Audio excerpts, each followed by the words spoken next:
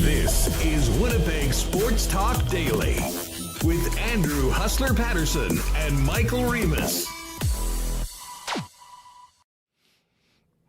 What is up, everybody? Hope you had an awesome weekend. Man, there was a lot of great sports to take in. Welcome to Winnipeg Sports Talk Daily for a Monday in the summer here in the Peg. Andrew Patterson, Michael Remis, Connor Rabchak will join us later on in the program. We'll also wrap the Cup final and look ahead to the offseason with Scott Burnside and the return of Jeff Hamilton, the Hammer, to the program as well. Speaking of the Hammer, we're back as normal with CFL 110 this week, and it will be Wednesday morning, 10 a.m. If you want to set your CFL fans, you want to join us live, 10 a.m. on the channel, Wednesday. Normally we do those Tuesday, but tomorrow at 10 a.m., we're going to be doing a special U.S. Open preview, WST winners. Myself, Pat, and Jake breaking down another major for the PGA.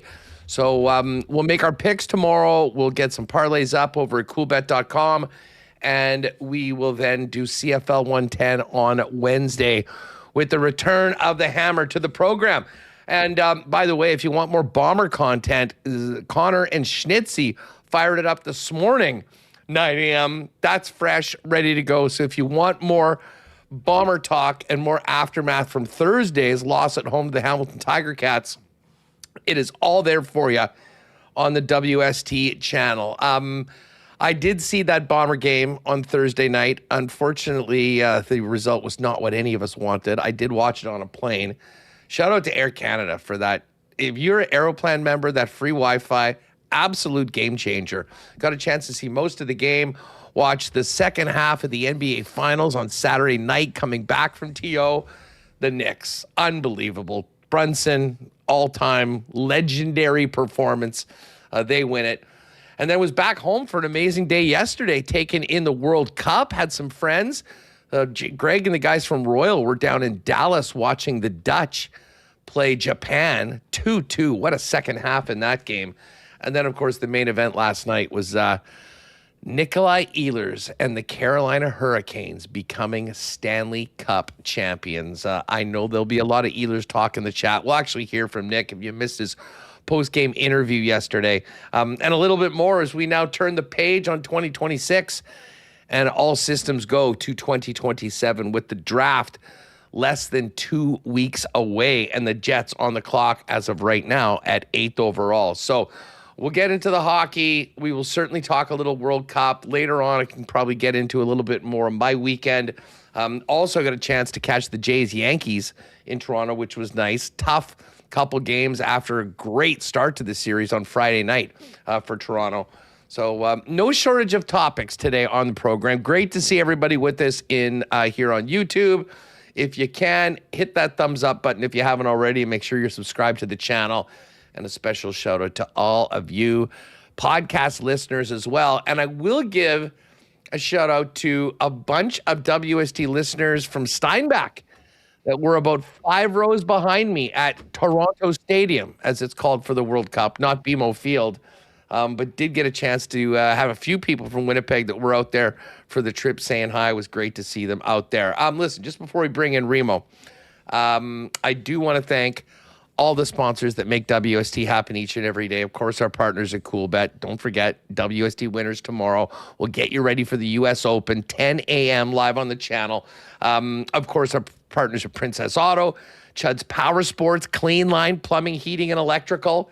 the Tri-Hospital Lottery, a Manitoba Battery, Aikens Lake, Breezy Bend, Royal Sports, Boston Pizza, Little Brown Jug, the St. Vital Dental Center, Rolly's Transfer, Assiniboia Downs, and Travel Manitoba. And of course, we'll get to a why not question of the day for Not Autocorp at Waverly and McGillivray. What is up, everybody? What's up, Michael Remus? How are you? Hey, I'm just pumped now. NHL offseason officially here. But first, before the show, I'd like to officially congratulate the Carolina Hurricanes on their Stanley Cup championship. Do they still say that at the draft before they make their pick? But nice that the season's finally done. Congrats to Nikolai Ehlers, Seth Jarvis, and his buddies, of course, Jordan Martinook, Brandon. Exciting stuff that was going to be coming to Winnipeg one way or another. And I am, kind of sad that Gary Lawless isn't going to add to his jewelry box with another championship ring. So tough to see Vegas lose for that reason. Yeah, well, listen, Gary's a good friend of mine, and I would have been happy for him if they for sure won it again. But I mean, there's not a lot of love for Vegas in most other NHL cities, for that matter. And man, it was something. I mean, first off, listen, we gotta talk Nick. What a cup final he had. What a playoff run he had. I thought he just got better and better throughout the playoffs. And there it was, 27, the dashing Dane scoring the empty netter that pretty much put the final stake in the or final nail in the coffin, if you will, of the Vegas Golden Knights. It was an incredible run through the playoffs for Carolina. And I mean, the first couple rounds looked exactly like recent years have been. They just roll through their division. And then once they get out of their division, they go up against one of the big boys, whether it was Tampa in the past, whether it was Florida the last couple of years. And it's quick and it's over and it's the other way. Well, this year it was quick and it's over. It was the other way when they took care of the Montreal Canadiens. They ended up losing, 3 games in the entire playoffs, 16-3, same as the New York Knicks for that matter. And both teams, funny enough, Remus, never faced elimination. But I thought Vegas had the upper hand early on in this series. But when we saw the comebacks that were happening on both sides, we realized this was a little bit of a different series. Anything could happen. After Game 3 and the miraculous comeback in the third period by Carolina, where they tied the game up at 4 with 4 in the third and lost on a fluke goal in double overtime, I really thought that was the moment where we were going to find out about Carolina. Because to be honest, I thought they were more and more being the better team in the games. But when you have a loss that includes a historic comeback and then coming short, that can really kill a team. It was the exact opposite. I think they felt emboldened by that. They knew that they were, if you play the way that they were playing for 60 minutes, they were probably going to win these games, and that's exactly what they just did. And they were clearly the better team in the second half of the Cup final. And I'll say this, I think Vegas really sort of hit a bit of a wall at the end. And a lot of the guys, starting with Mitch Marner and Jack Eichel, that were so brilliant for most of the playoffs, did not have very many answers for the relentlessness of the Carolina Hurricanes. And Rod the Bod and his squad, certainly a very deserving and worthy Stanley Cup champion this year. I mean, what a team that was. And there was so much talk about the Conn Smythe, who would you give it to? And Jordan Staal, who had, goals in the first 5 games of the Cup that you don't really see. But a guy who has 12 points in 19 games doesn't exactly scream, Conn Smythe winner to me. But he was the captain. He was the shutdown center. He went against the toughest opponents. And you had so many people you could have given it to. This team had They had 3 top lines, depending who was going.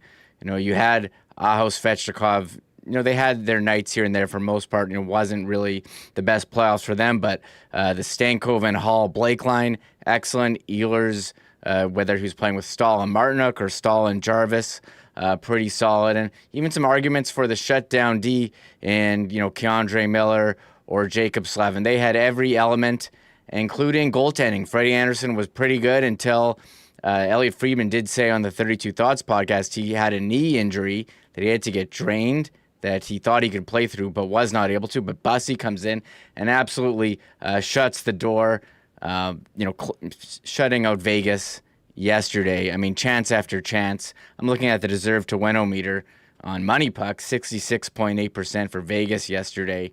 But that doesn't matter. Carolina, they were excellent throughout the playoffs, as you mentioned. Only 3 losses. Very solid team up and down the lineup. Congrats to them. I asked this on Twitter last night, and I'll kind of rephrase the question, but why not question of the day for not Autocorp at Waverly and McGillivray? Is Brandon Bussy the best waiver wire pickup of all time? And I guess I'll say that for the year that they were picked up in. Like, if you think back to the beginning of October 5th, Bussy was driving his car. I think I heard him tell the story. He was somewhere in Georgia and presumably heading back to the American Hockey League when he got a call from his agent that he'd been picked up on waivers by the Carolina Hurricanes. And he went in there, an undrafted player, goes to Carolina, and he ends up winning 31 games in the regular season on a top-ranked team, and then finishes it up with 3 wins in the Cup final, including a shutout in the Cup clinching game. Now, Connor quickly mentioned that Gustav Forsling was a waiver wire pickup, and obviously he was a huge part of those back-to-back Cup champion teams in Florida. And over the body of work, I think I'd probably give the nod to Forsling just because of what he's done. But has anyone ever been picked up off waivers at the beginning of a season and had the amount of impact that Bussy had for Carolina this year?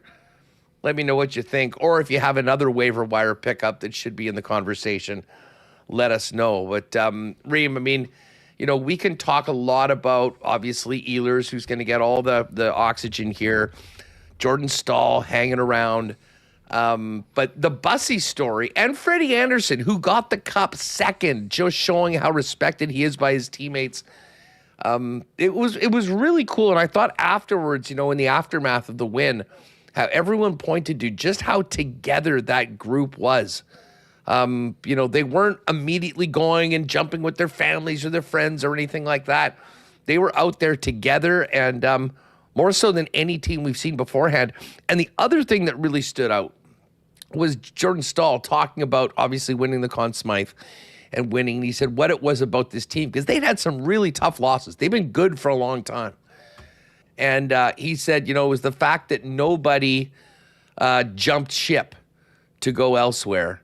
And, we stuck at it. We kept coming back. We did it together. And, I think there's a lot to take from Carolina for smaller market teams that might be underdogs in the big picture of the NHL, with the way that they persevered, stayed with it, came back, and finally got the job done. Yeah, Rod Brind'Amour has them playing a certain style, and they've gone out and acquired players who were able to execute that style. And they were able to acknowledge their mistakes last year when they made the Rantanen trade and said, hey, you know what, this isn't working out. And it actually made them better in getting Stankoven, getting Taylor Hall, and getting a first-round draft pick that led them to acquiring Keandre Miller. They've got a GM who's, unconventional, but, one of the smartest guys out there. He's got a PhD, went to Harvard. He's a rocket scientist. And they're able to go out and find guys who might be undervalued elsewhere and say, hey, this guy can play Carolina Hurricanes hockey. Nikolai Ehlers, they found out how to maximize his talent. I mentioned Keandre Miller, wasn't working out with the Rangers. He's a star here for Carolina. So they had loss after loss in the conference final last year. Lost in the second round 2 years ago, lost in the conference final again in 23. Lost in the conference final in the 18-19 season. It's been, many years of playoff failure here, but they stuck with the plan and they kept adding good players. And you look at that line, talk about size in the playoffs. Blank, Stankoven, Taylor Hall, not exactly the biggest line. Sean Walker, he's pretty small. You took out William Karlsson. So this is a pretty well constructed team. And what scares me and what should scare the rest of the NHL is you look at their contracts. I know you and Scott Burnside are going to talk about this, but they are set up for the future, and they still have the picks. I mean, I was thinking last night, who was, this is a conversation every year at the trade deadline, who was Carolina's big deadline ad? Oh, nobody? Nicholas Delorier, who didn't play in the playoffs. They made their ads in the offseason in Miller and Ehlers. And again, congratulations to them. They found their own way to be successful with the new ownership, Tom Dundon, with Rod Brindamore, and with Eric Tulsky as GM, who really made a mark in his, he's just a assistant GM before, but then Don Waddell left and he took over last year. Yeah, interesting super chat from our pal Nick Lyman here. Small market takeaways, aggressive asset management, smart outside the box management, not 15-year failures given jobs for life. Much to ponder. Listen, there's a lot of truth in what Nick just said, although there's also a lot of truth in the fact that, up until now, this team hadn't got it done, and they had been really good for a long time, and they were continually disappointing in the playoffs. And there was probably a lot of hot takes out there going like, what are they doing with this group? They need someone in that can do a better job than Brindamore or than Tulsky. Like, why do they keep getting to the conference finals and getting swept over and over again? Listen, winning is hard. But the way that they, and as I said, like there's a lot of people now seemingly around the Jets. And listen, I've got a lot of time for the arguments and the reasoning for them. But it just seemed like we're 1 year removed from this team being number one in the regular season and falling short against Dallas, a great team in the playoffs, which I would compare to a lot of previous seasons that the Canes had. Like, they were in a much easier division. So, I mean, the tough opponent that they had was always in the conference finals, and they didn't even win a game and they were out. I mean, they didn't just blow it up. I mean, they did sort of stay the course with their plan.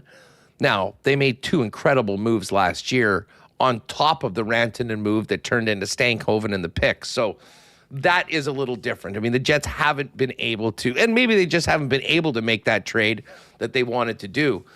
But like hearing Jordan Staal talk about staying with it and not jumping ship, all that. And, we'll talk about this later on. I don't want anyone to make it sound like I'm saying that Nikolai Ehlers jumped ship from Winnipeg, because he was an unrestricted free agent. He'd given 10 great years to this organization and deserved and had earned his opportunity to go and make a choice as to where he was going to go. And it obviously paid off in a big way. I'll be honest, I'm still surprised that Carolina was the place that that he sort of ended up in. Like, this is not normally a team that is just, kind of beating everyone to the punch and paying massive money. And to be honest, the money wasn't even that crazy. Like when he signed for 8.5, I've been like, wow, that's it? Based on what he brings to the table. But anyways, I mean, there's a lot of other guys that stuck around there, Staal being one of them. And to see them do it their way and achieve it was really special. But I do think for a team like the Jets, to Nick's point, there is some things that I think you have to respect of what Carolina did. And hey, this is a copycat league. Everyone's always chasing the guys that got it done. So maybe we will say a little bit of a different way of doing business by a lot of teams. One thing I do know is that now that the Cup final is over, I think we're going to be hearing a lot more about particular players that may or may not be on the move. And yeah, you may or may not be pleased to know that some of them are with the Winnipeg Jets. But just while we're talking Ehlers, I'm sure most people saw this. This is the third year now in a row. The cup's been handed out, and there's been a emotional interview about Winnipeg during the festivities. I'll say this about Nikolai Ehlers. He is an honest man. And, I've got some opinions on Paul Maurice. Sometimes he's always thought he's the smartest guy in the room, and he'll say things for a reason. To me, this was Nikolai Ehlers speaking from the heart when he could talk. Elliot Friedman last night after the Cup final asking Nikolai Ehlers about thoughts of Winnipeg as he gets to the top of the mountain in the NHL with the Canes. I was getting some notes today for some Jets fans, and they said, let Nick know we're really happy for him. You know, Winnipeg was where he started. It's where you grew. Do you have a word for the fans of the Jets who supported you?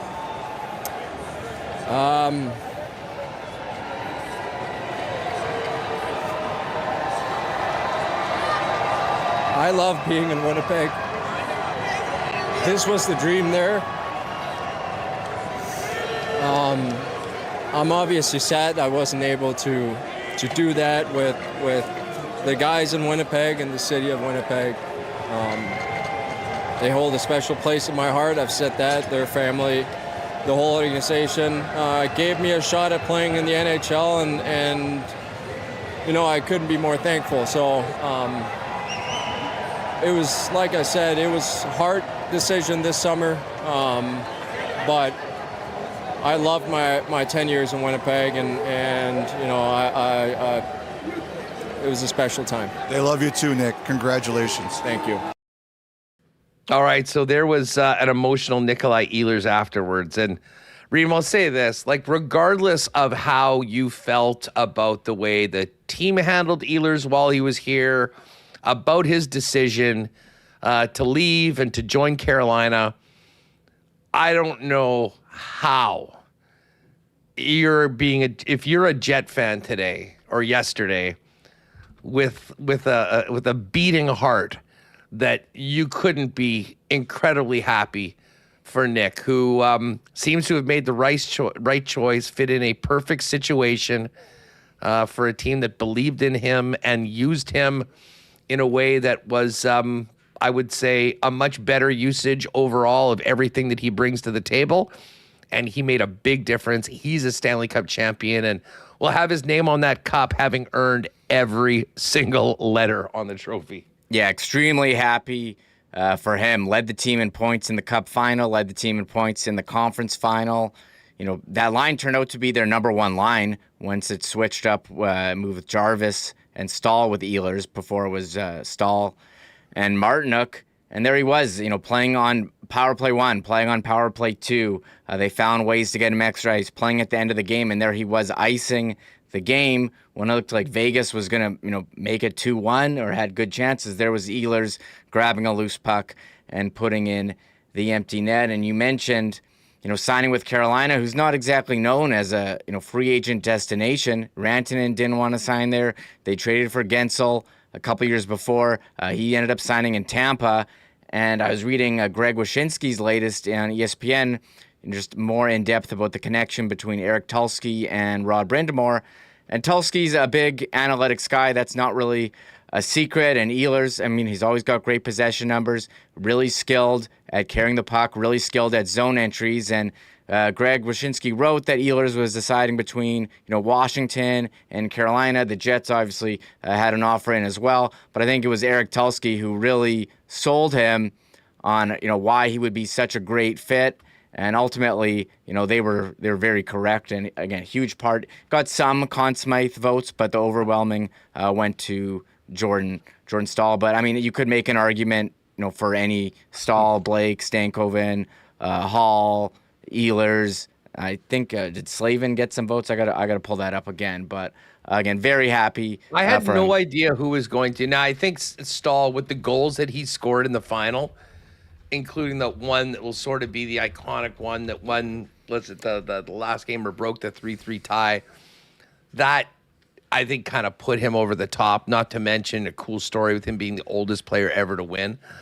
But it was truly a team effort. I mean, as you mentioned, there was half a dozen guys that, if you'd given them the Conn Smythe, I could have totally seen the reasoning behind it. Ehlers being one of them. But it ended up being Jordan Stahl. And, you know, I'll say one thing. Good thing that team is in the East, because you nailed out. They've got, like, incredible bargain contracts on Stankoven, Blake. I would suggest Sebastian Aho at under $10 million right now. Miller, Slavin. This team isn't going anywhere anytime soon.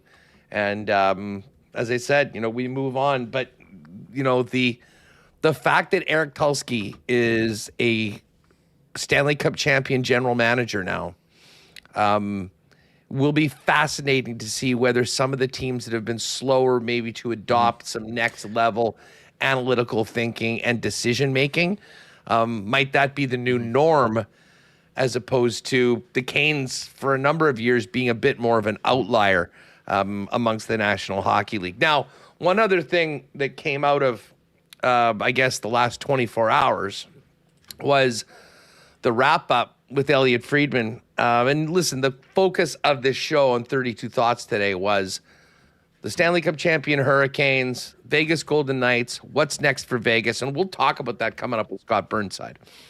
But it's also now 11 days until the picks are made at the draft. Will there be trades? Will there be trade requests? We've already had one big one, Dylan Larkin, and there's been plenty of smoke around Connor Hellebuck. Now, well, listen, let's just hear. The Elliot Friedman kind of touched on this briefly as to where we're at and what trade requests, and here's his mention of the noise or smoke around Connor Hellebuck without anything being officially reported. There'll be some news during the week. I'll be working. What do we know? There's a trade request, Larkin. There's a trade request, Nurse. There's a lot of noise around Hellebuck. And, I'll tell you one thing, Kyle. About an hour after Mark Spector and I reported the Nurse last week, I got a call from an NHL executive who was furious at me. And I said, really? And he said, just let me vent. And I said, okay, vent. And he said, nobody can do business. We want we want to do our business privately. We want to get stuff done, and this is all getting out. And, I think that everybody knows out there's other situations we're watching, but I think people are determined to try and keep it as quiet as they can. Even though I think we have our suspicions of what's going on out there, they are still fighting to keep this stuff behind closed doors or in a vault as much as they can, because they've seen the challenge of doing it after it gets out, right? So, like I said, I think there's a lot bubbling under the surface. All right, so there's Elliot today from 32 Thoughts. A lot bubbling under the surface. I mean, you can take that for what it's worth. He's not saying that he's requested a trade, but there sure are a lot of people that are suggesting that. And the one thing, and I get Remus, and especially anything to do with Winnipeg, and this is not specific to Winnipeg, but GMs do not want all of this conducted in the public right now. I mean, the way things went with Detroit went that way because Elliot Friedman got confirmation that he had made the trade request, and then Detroit acted by presumably leaking to Helene St. James that he said, yeah, he wants a trade and he wants to go to Florida, Dallas, or Florida, Vegas, or Minnesota, which sort of completely did a 180 on the narrative around Dylan Larkin and went from a guy that, he's been on this losing team for so long to where does this guy get the stones to say, yeah, trade me, with 4 or 5 years left on his deal and go to one of these other teams. Like the publicity around the Detroit situation, and if it ever got to a Winnipeg situation involving Connor Hellebuck, would be, I guess, somewhat problematic.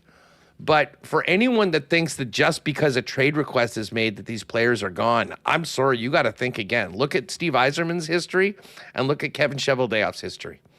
And just speaking to the Winnipeg situation, that trade is not happening unless Kevin Cheveldayoff feels that he is getting what he needs to get for a guy that won the frickin' Hart Trophy a year ago and has 3 Vezina trophies.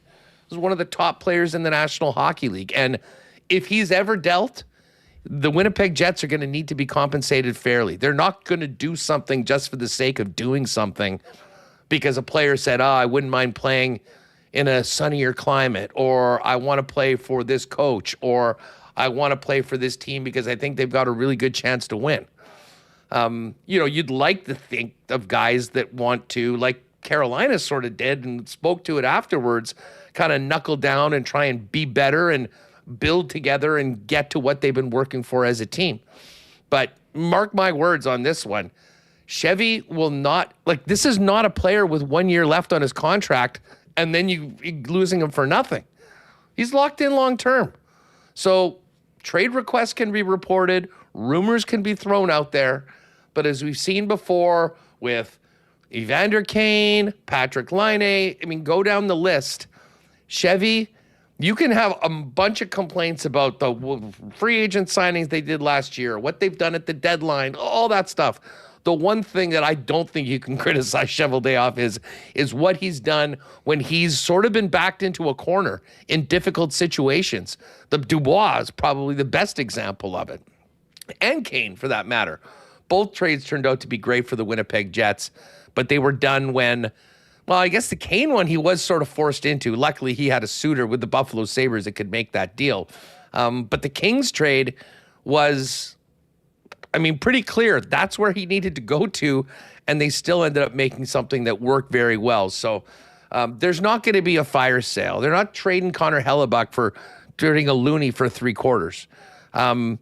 And Reem, that, unfortunately, I think that is going to be one of the biggest topics and storylines that we're going to be following, really right into Buffalo in a week and a half. Yeah, the rumors are certainly swirling. Everyone is talking. We played the clips last week from Matt Murley on Game Notes and from the Empty Netters. Who said they had no confirmation, but they're hearing reports. Unconfirmed rumors. And I don't know if this is a report or anything, but when Elliot Friedman goes on 32 Thoughts podcast and says there's noise around Hellebuck, ears perk up. There was Marco D'Amico, who does a podcast with Sean Starr, who we've had on the program, out of Montreal, put out a French, a Instagram reel or YouTube short in French, which I did use AI to translate. And he said, he's hearing there may be more openness than people initially thought regarding Hellebuck. Winnipeg is, going to explore their options, but they're not going to do anything unless it's beneficial for the Jets, like we've seen with the trades that you mentioned. So the draft, well, it's not the end of this week, but it's the Friday, and that's traditionally been a very busy week. I do wonder if we will see some moves. I don't know if it's going to be Hellebuck or not, but we will be dialed in to every insider rumor and talking about it here daily. It reminds me of the glory days of Trotz Watch and Dubois Drama, some great Junes that we've had in the past here. And I just want to say, as far as social media goes, we did put out that Ehlers interview on our Instagram, and I joked, would it get more views than when Paul Maurice said after they won the Cup that he wants Winnipeg to win the next one? Well, it's doubled that. Are you serious? It's got that on Instagram and Facebook combined. I guess it combines them. 750,000 views on that clip. Hey, so, people love Ehlers. I do want to say, so we're watching the Cup celebration, and first of all, the Cup celebration is amazing. Jordan Staal getting the Cup, how fired up he is. With the fireworks, they added that recently. The fireworks are shooting off. Yep. And you're seeing every guy get the Cup. They're going, F yeah, screaming, crying, so pumped. We're sitting here waiting for Nikolai Ehlers to get the puck to see his facial reaction. And he got it so late in the group, they started interviewing other guys. So not only do we get him in a small box where he's not mic'd up, we didn't even see his face on the Sportsnet broadcast. It was shot from the back. Horrible job. The minute he got the cup, they cut over to the line of guys. They weren't even showing it. They didn't even show him. They got to know we're in Winnipeg watching this.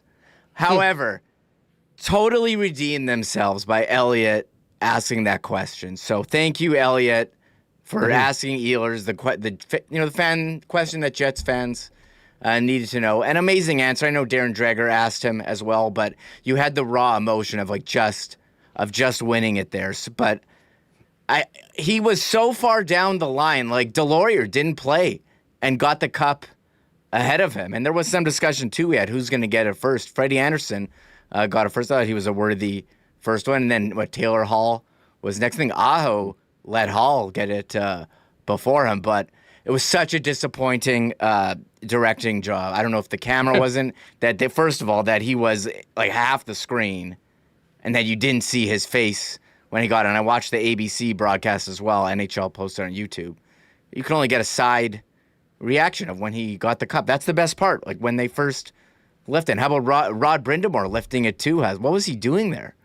Like juggling it around. I don't know. He did a bear hug, and then Rod's a wild guy.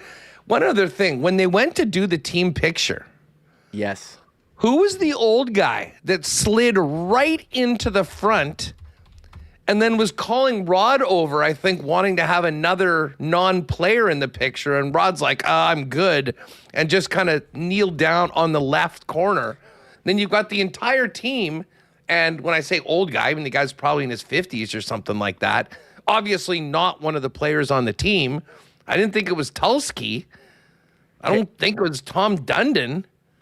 Let me see. So I was very confused. I was very confused as to who that guy was that jumped in right in the center on the lower level. This guy.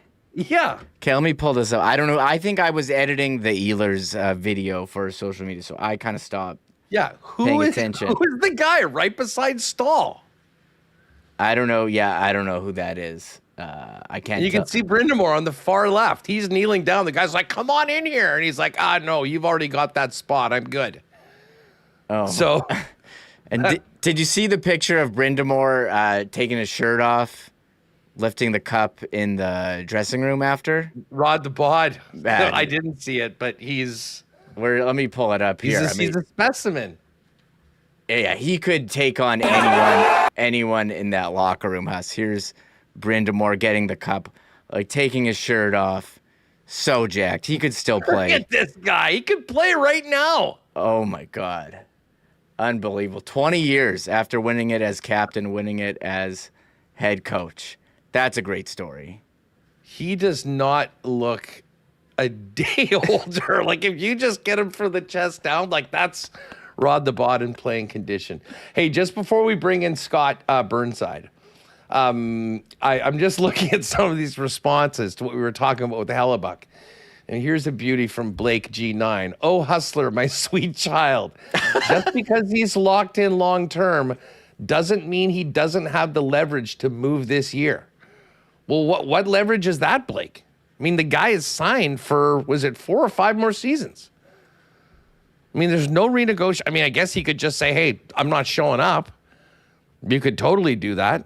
But, I mean, that does not force the Winnipeg Jets to do anything except for not pay you.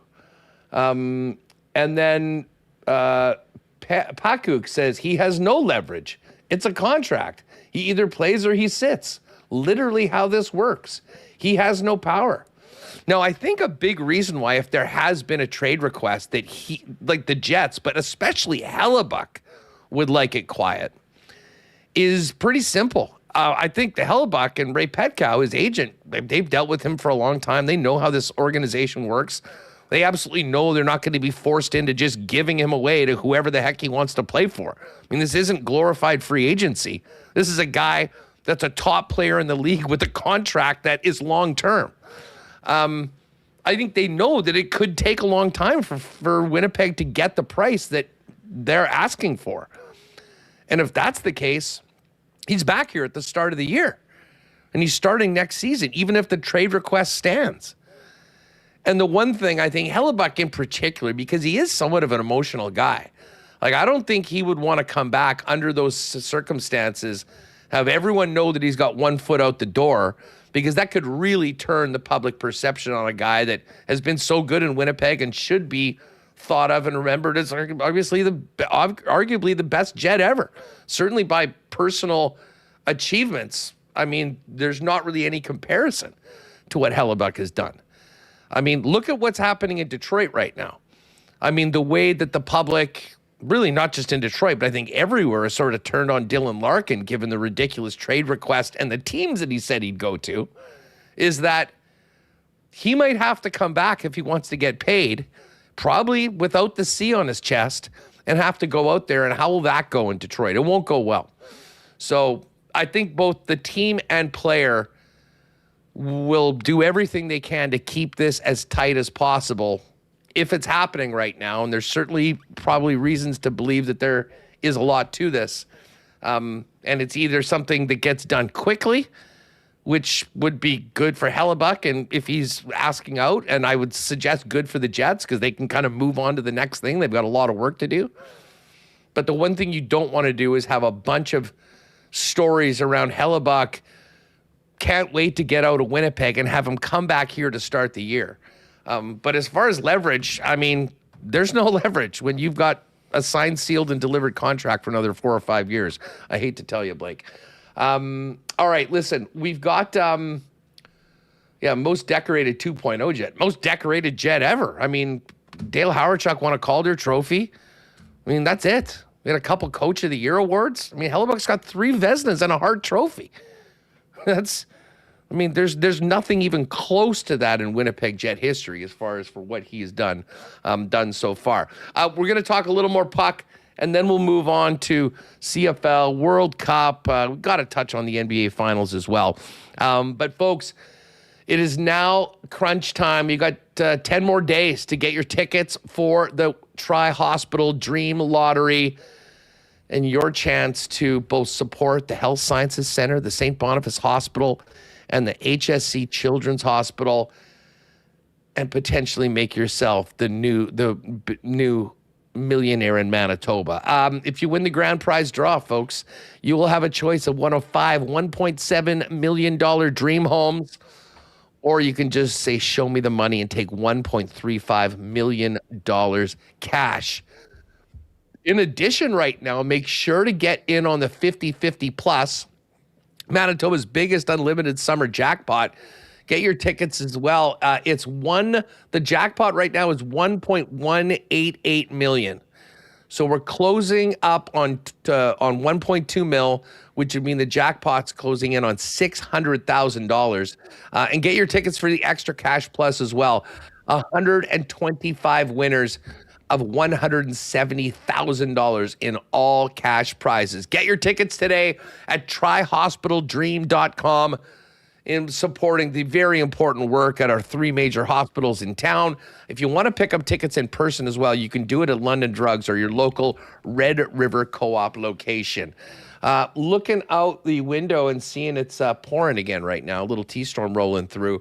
We obviously had the big one last week, and I know that our friends at Cleanline have been working hard helping Winnipeggers get out of a jam when it comes to plumbing catastrophes. They are the most trusted plumbers in town with over 40 years of fast responses, lasting results, and 24/7 emergency services across all of Winnipeg. Hopefully you didn't have to call them last week, but it is important that when you are in a jam, when it comes to plumbing, deal with the best, and they're on call for you 24/7 at Cleanline. 204-500-2001 is the number. Stick it in your phone in case you need it. And, of course, you can make an appointment anytime. Schedule it online at cleanline.ca. Man, great opening crowd for the Bombers on Thursday night. Tough loss to the Ticats. But they got to power up through this bye week and get ready for the Edmonton Elks in a week.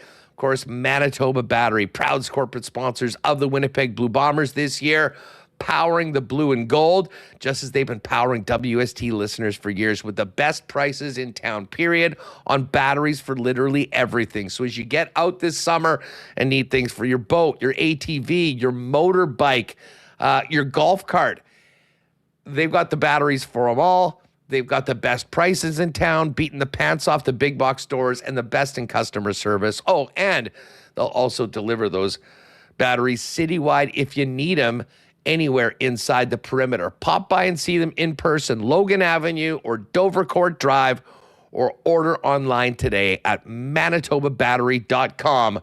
Powering the Winnipeg Blue Bombers and Winnipeg Sports Talk. And just before we bring in Scott Burnside, if you have a move coming up this summer, holler at our friends at Rolly's Transfer, the most trusted name in moving in Manitoba. family-owned and operated for over 60 years. Head on over to their website at Rollies.com, and in the top right corner, you can click on Request an Estimate. When you do, make sure to put in the promo code WST for a special discount on moving services and moving supplies, and then let them know when and where you're moving and what needs to move. And the friendly staff at Rollies will turn it around quickly and get you a great quote to get you locked in for the white glove treatment that Rollies has been famous for into their 7th decade. For all your moving needs, make it Rollies Transfer, the most trusted name in the game. Hit them up and request an estimate today for your next move over at Rollies.com. All right, Jeff Hamilton still to come. Right now, though, let's welcome in Scott Burnside to wrap the 2026 Stanley Cup playoffs. Scott, what's going on? It's great to have you on Winnipeg Sports Talk again.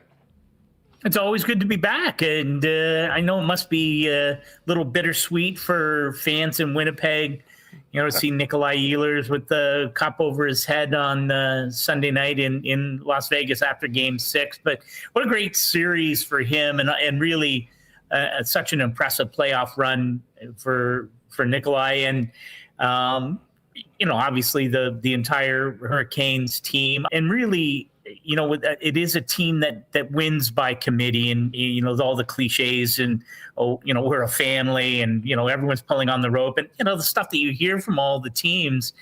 And Carolina, they live that, right? And having spent a lot of time in Carolina over the years, and people. New fans forget they went a decade without going to the playoffs. Ownership was a mess. Every time there was a discussion about relocation and a team in jeopardy, the Canes were always at the top of that list. And now they may be the model NHL franchise in terms of fan support and social media, and how they've, the connection between a team and its community. And if you watch the Lenovo Center jam to the rafters in Raleigh, following a long Game 6, thousands of miles to the east, man, it's pretty impressive stuff.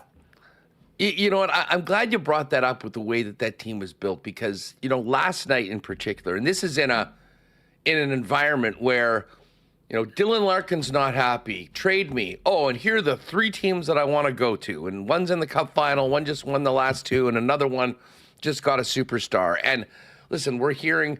Not that there's been any official trade requests, but there's been a lot of smoke around Winnipeg with some players, one in particular. And what we heard from the Carolina Hurricanes last night, first of all, from Rod Brind'Amour, was so special because of how much they worked and they bought in and they stayed. And to hear Jordan Staal with the Conn Smythe Trophy in his hand talk about the fact that we did it and people weren't jumping ship was the term that he used as he sits there and gets the Conn Smythe Trophy in the Stanley Cup final. That's not the way a lot of the narratives are right now. You go to where you can win. It's the player's responsibility. And this team, really from the start, over more than a decade under Brind'Amour, earned it themselves. Yeah, no, it is. It is. I mean, it is interesting to look at the evolution of that team, and Tom Dundon bought the team in sort of early 2018, and I was actually lucky enough. I was in their draft room at the draft in Dallas. Rod Brind'Amour's first sort of foray, right? Big training camp of 18 was his first year as a coach, and very clear on the type of hockey game that he wanted his team to play, and the kind of players who could play there. And not everyone can do it, right? And we talk about buy-in, and again, the kind of cliches that often come up. But I remember, and this is no slight against Jeff Skinner, but very early on, it was very clear that Rod Brind'Amour's style of game really wasn't going to apply to one of the top scorers in the Carolina organization at the time, and he was gone. And Don Waddell, GM at the time, was criticized for the lack of return, although it did end up getting them Pyotr Kochetkov, who ended up backing up Brandon Bussey at the very end. But it's a very specific way that Rod Brind'Amour approaches the game. And the constant is Jordan Staal. And again, showing my age here, I covered the Penguins a lot. He was 17 in his first training camp in Pittsburgh, won a cup in 2009, of course, went to a final the year before. And after going to Carolina, it was a lot of lean years and a lot of, there's a lot of losing there. And then when they got good, there was a lot of disappointment. This is the fourth year. Until they got to the 26th Stanley Cup final, they'd been to 3 conference finals under Rod Brind'Amour, won 1 game, seemed to be a team that, ran out of gas or couldn't get the goaltending at the right time. And maybe, can this style, this relentless forechecking style, can you win a cup that way? But yeah, you have to stick around. And you have to have the right people there. What's so impressive to me is that when you look at this roster now, Jordan Stahl's got 1 more year left on his deal. He's 37. Frederik Andersen's 36. He's at the end of his current deal. Right now, they have 2 goaltenders. I think they're combined.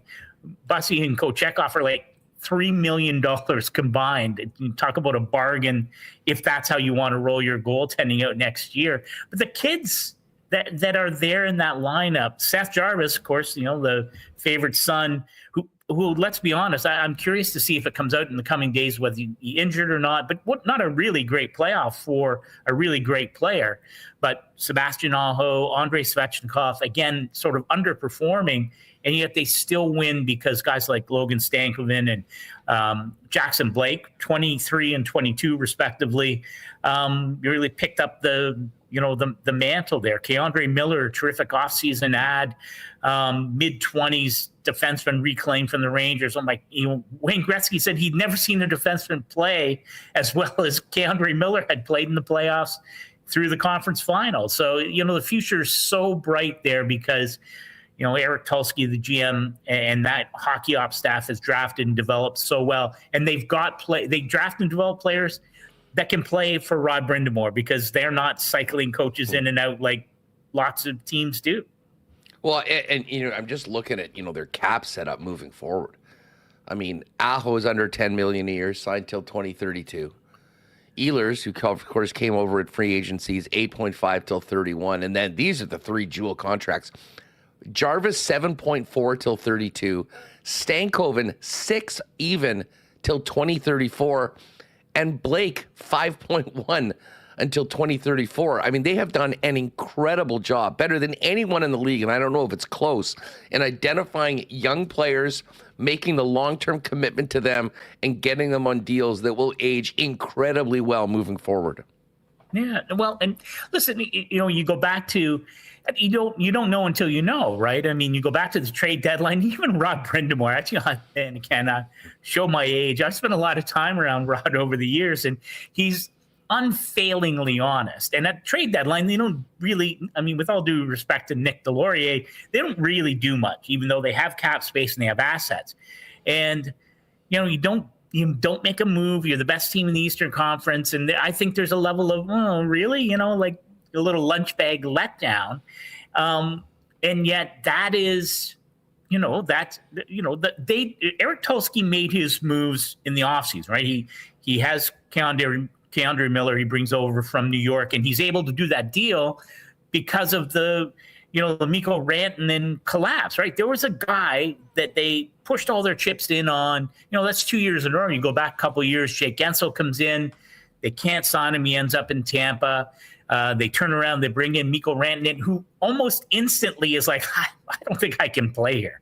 And almost instantly, the Canes are like, oh, my gosh, I don't think you can play here. And so they ended up trading him to Dallas. But, look at the return on that. A couple of first-round picks, a couple of third-round picks. Stankoven, who leads the team with 11 playoff goals this year. He had an assist in Game 6. And as you point out, locked up at such a manageable cap hit.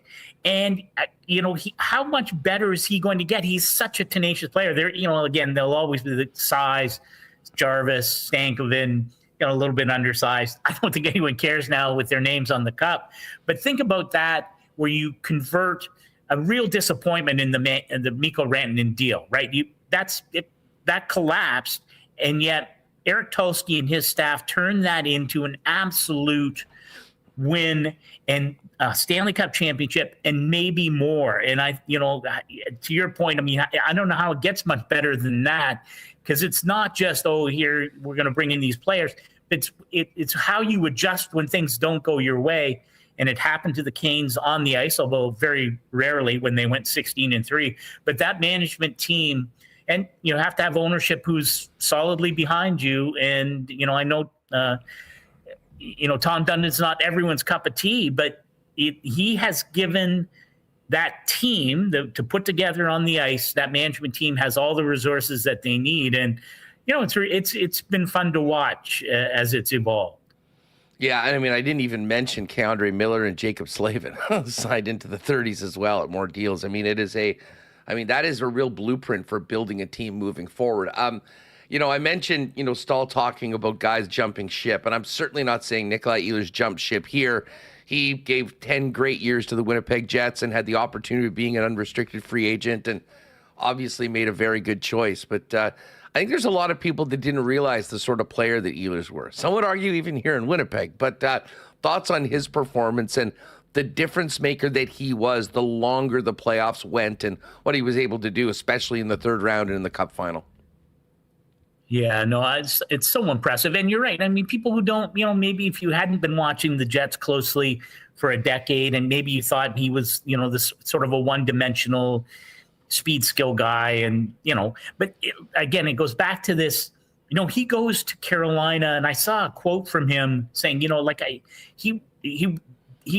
wasn't searching for, I want to be a top line guy. I want to be this and that. I want to be the face of the franchise. He wanted to roll, and he wanted a chance to, to really, I think, to display a kind of game that maybe people, the breadth of game that maybe people didn't expect from him. And it took him a while, right? It wasn't a great start for him. But I was so impressed with him as the playoffs went along and making plays, and it was interesting, right? And when he ended up, he's played almost exclusively with Jordan Stahl, and then Seth Jarvis moved on to that line in place of Jordan Martinook, and I thought that was like what a great blend of players. And Ehlers very responsible, and he's on the ice, scores the empty net. To me, he found a place where he could be appreciated. And again, I'm not saying he wasn't appreciated in Winnipeg, but he went to a place where the potential to win, but also a potential to contribute, right? It's not about here, I can be a star here, but I want to be part of something. And he really was that. And such an impressive run for him, and, scored important goals. And he's so self-effacing. Of course, the other night he took 2 delay a game penalties and had 3 points, and he's like, my dad's going to kill me, right? His dad's a coach. And I don't know, it's heartwarming when you see a guy who, he didn't break the bank in going and signing that deal with the Canes. Again, to your point, it fits nicely with, a really nice salary structure there. But again, it's about fit and comfort and where do you feel appreciated. And, coaching staff obviously loves and trusts him a great deal. Scott Burnside is with us breaking down the end of the 2026 NHL season. On the other side, a lot of disappointment in Vegas. What happened to the Knights? They looked like they were really in control of the series early on. It was a bizarre series, with all the comebacks on both sides. But how will Vegas look back at their missed opportunity? Yeah, you know what? Listen, Vegas is a crazy franchise, right? And you think back to even at the end of the Western Conference Final, and they get docked the draft pick because they're sour with the media. And John Tortorella, who I'm an old Southeast Division guy, so I've known John a long time. He gets fined $100,000. There's a lot, the Vegas is who they are, right? They've got this personality where they don't care what anyone thinks about what they do and how they do it. You fire Bruce Cassidy, who won a Stanley Cup for you with 8 games left in the regular season. And again, it's a move that's bold and maybe a franchise or a management team with less resolve just keeps moving forward and hope it turns out. Instead, they fire Cassidy, bring in Tortorella. They did look like a team to me that just they were worn down and not from playing excessively, right? Carolina played fewer games. I think that probably played into it. The loss of William Karlsson, early in Game 5, and then not being able to play in Game 6. That's difficult. It was hard on the way John Tortorella deployed his lines. They had some bad luck, but they ran into a goaltender that they couldn't beat. And through the first part of that series, with all due respect to Carter Hart and Frederik Andersen, the goaltending allowed for all kinds of incredible drama because the goaltending wasn't, what you'd expect in a Stanley Cup final. And Brandon Bussey came in, of course, Game 3 after the second period and was lights out. And I thought Carolina changed. I thought their demeanor changed. I thought the way they got right to Carolina hockey. And I don't think Vegas had an answer for it. And Carter Hart was excellent in Game 6. But, he gave up 4 goals a game in each of the first 5 games. And that wasn't good enough. And, the whole backstory with Carter Hart's involvement with the London Five, the former Canadian junior players charged and acquitted of sexual assault, I'll bring my own personal bias. I wouldn't have had him on my team. I've read the transcript. I wouldn't have him on my team. Kelly McCrimmon didn't care. At the end of the day, though, Vegas got the second best goaltending in that series. And guys like Mitch Marner, I don't know what people in Toronto are saying today, but, a very difficult end to that series for Mitch Marner. Jack Eichel hit, 5 or 6 goalpost crossbars, had a great chance in the third period of Game 6 to bring them within 1. He couldn't make it go. Really great players who, couldn't get the job done at the end against a really, really good team. So, disappointing for Vegas. I wonder what they do moving forward, goaltending wise. Rasmus Andersson comes over from Calgary. Not a great playoff for him, and certainly not a great final for him. What happens there? It'll be interesting to see what Vegas does. But listen, 3 times to the final in 9 years. You may not like how they do business, but you can never argue with the results there. And it is what it is. Though I'm sure it'll be a lot of questioning about how they, fell just a little bit short in a series that, as to your point, they led 1-0 and 2-1 and couldn't get over the hump. It's funny you mentioned the people in Toronto. I can assure you there's been plenty of screen caps of Marner stats in games 4, 5, and 6 that have been thrown out by the Leafs Nation as of yet. They're waiting about 2 months to do this. Do you think Torts is back? Or is this one of the more bizarre short-term stops in NHL coaching history? I was thinking about that this morning. And again, I have no feel for it, right? Like, to me, I was like, when they fired Bruce Cassidy, I was like, is this a panic move? Is this what does this move say about the team? But listen, for all the criticism of Kelly McCrimmon, he obviously had his finger on the pulse of that team. They played so well under John Tortorella. It seemed to be a team that played free, and Torts did a hell of a job. Right? There's no question about that. But that's a really good question. Is he a long-term fit there? You roll it back for 1 year and say, hey, let's try it again for 1 more year. What fits for John Tortorella at this stage of his career? He's to me, he's right on that sort of borderline of potential Hall of Fame coach. Got the Stanley Cup from Tampa, his work internationally with Team USA. I was in Milan, and I know how important he was to that coaching staff in winning a gold medal. Man's a hell of a coach.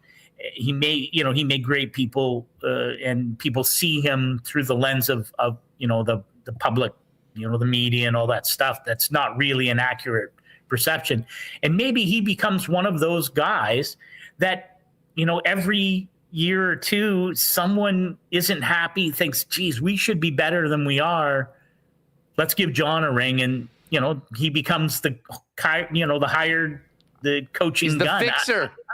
I don't know, and I'm pleased for John though, because in spite of the periodic outbursts with the media, it just looked like he was having a hell of a time. And as I say, he really coached that team I go back to that, sweep of Colorado in the Western Conference Final. I mean, man, he pushed a lot of the buttons right until he ran out of buttons to push. So that's, to me, interesting.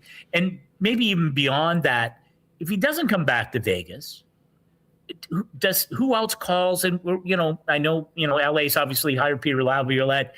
The whole Edmonton thing with Mike Babcock, does that, I don't know, could John Tortorella be a fit there? I don't know, man. To me, he's a guy that can call his own shots right now, as far as I'm concerned. Yeah, the Edmonton coaching soap opera is a story that you need an hour just to break it all down. But can you imagine? I mean, no, sorry, you can't talk to Cassidy, and then Torts comes in and gives it to them the next year. I'm here for it. Just before we go, Scott, and by the way, gang, make sure to check out Scott and all of his work over. You can find Overtime Scott B on X, and you'll see a link to all the work on the Substack. Some great stuff coming out of the Stanley Cup Final. As we move into the offseason, we've had the Dylan Larkin trade request, which has become very public, and I imagine is quite the story in and around the Motor City. We haven't had official word that Hellebuck has requested a trade, but man, there's a lot of smoke. That is people around here talking. You got Brady Tkachuk. I mean, a lot of guys from that Team USA are linked to, well, let's just say places where they are not currently employed to play in the National Hockey League. What are your expectations for the next few weeks heading into the draft around the league, Scott? Yeah, no, it's going to be fascinating. And, we talk about Edmonton and Darnell Nurse, as I understand it, who preemptively went to management and said, I would be willing to waive my no trade or no move clause. Maybe mutually agree that a change of scenery might not be a bad thing. Again, I'm not sure in both the Larkin and the Nurse thing, I mean, they're different in the sense that, Steve Yzerman's in a bit of a jam as a GM in Detroit with Larkin's demand to be traded, and then providing very narrow list. It sounds like that list could grow a little bit.